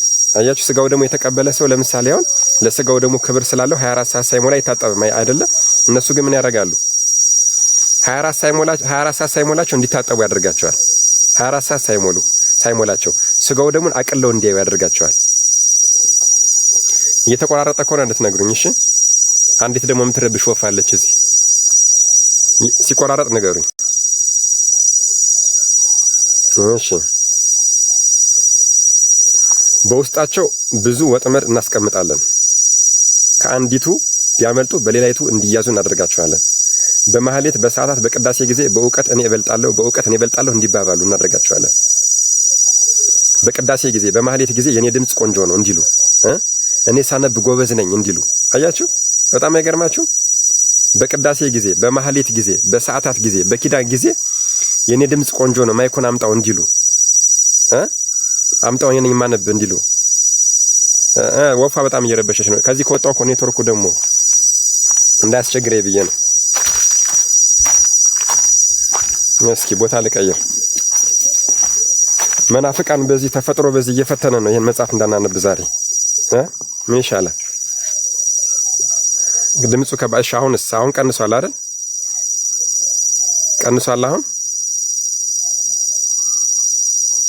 እሺ አሁን ይሰማል አይሰማም?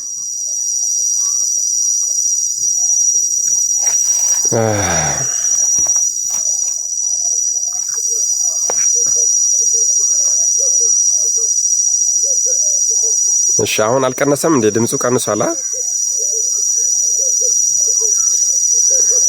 እሺ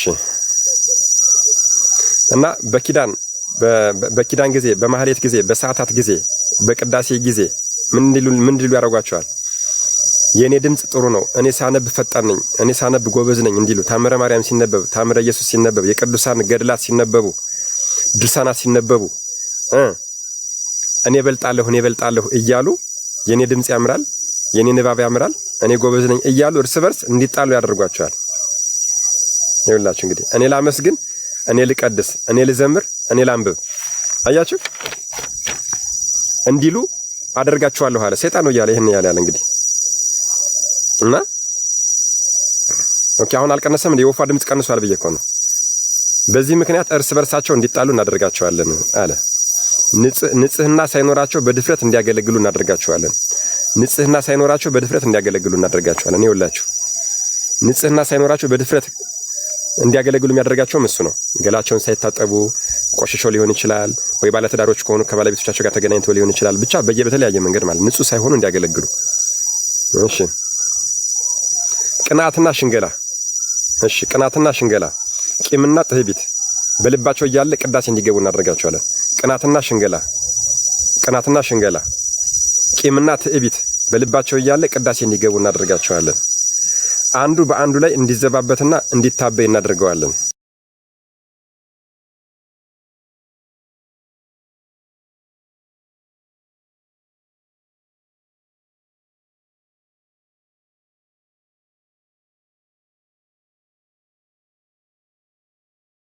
እሺ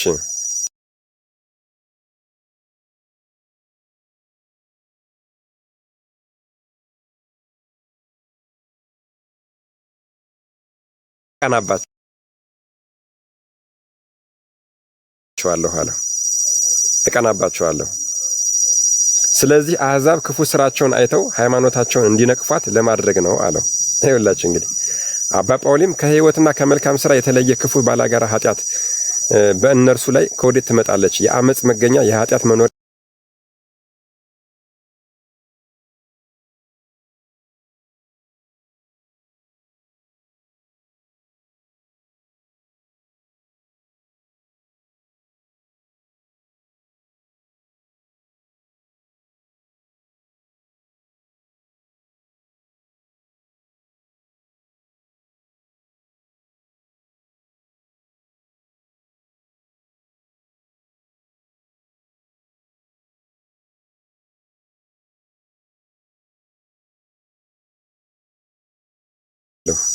ለመልካም ስራ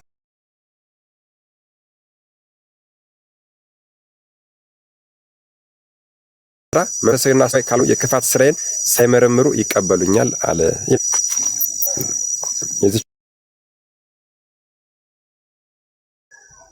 እሺ አሁንስ ይሰማል? ይሰማል አሁን?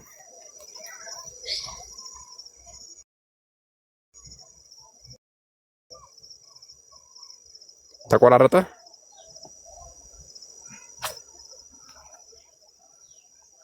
ይሰማል?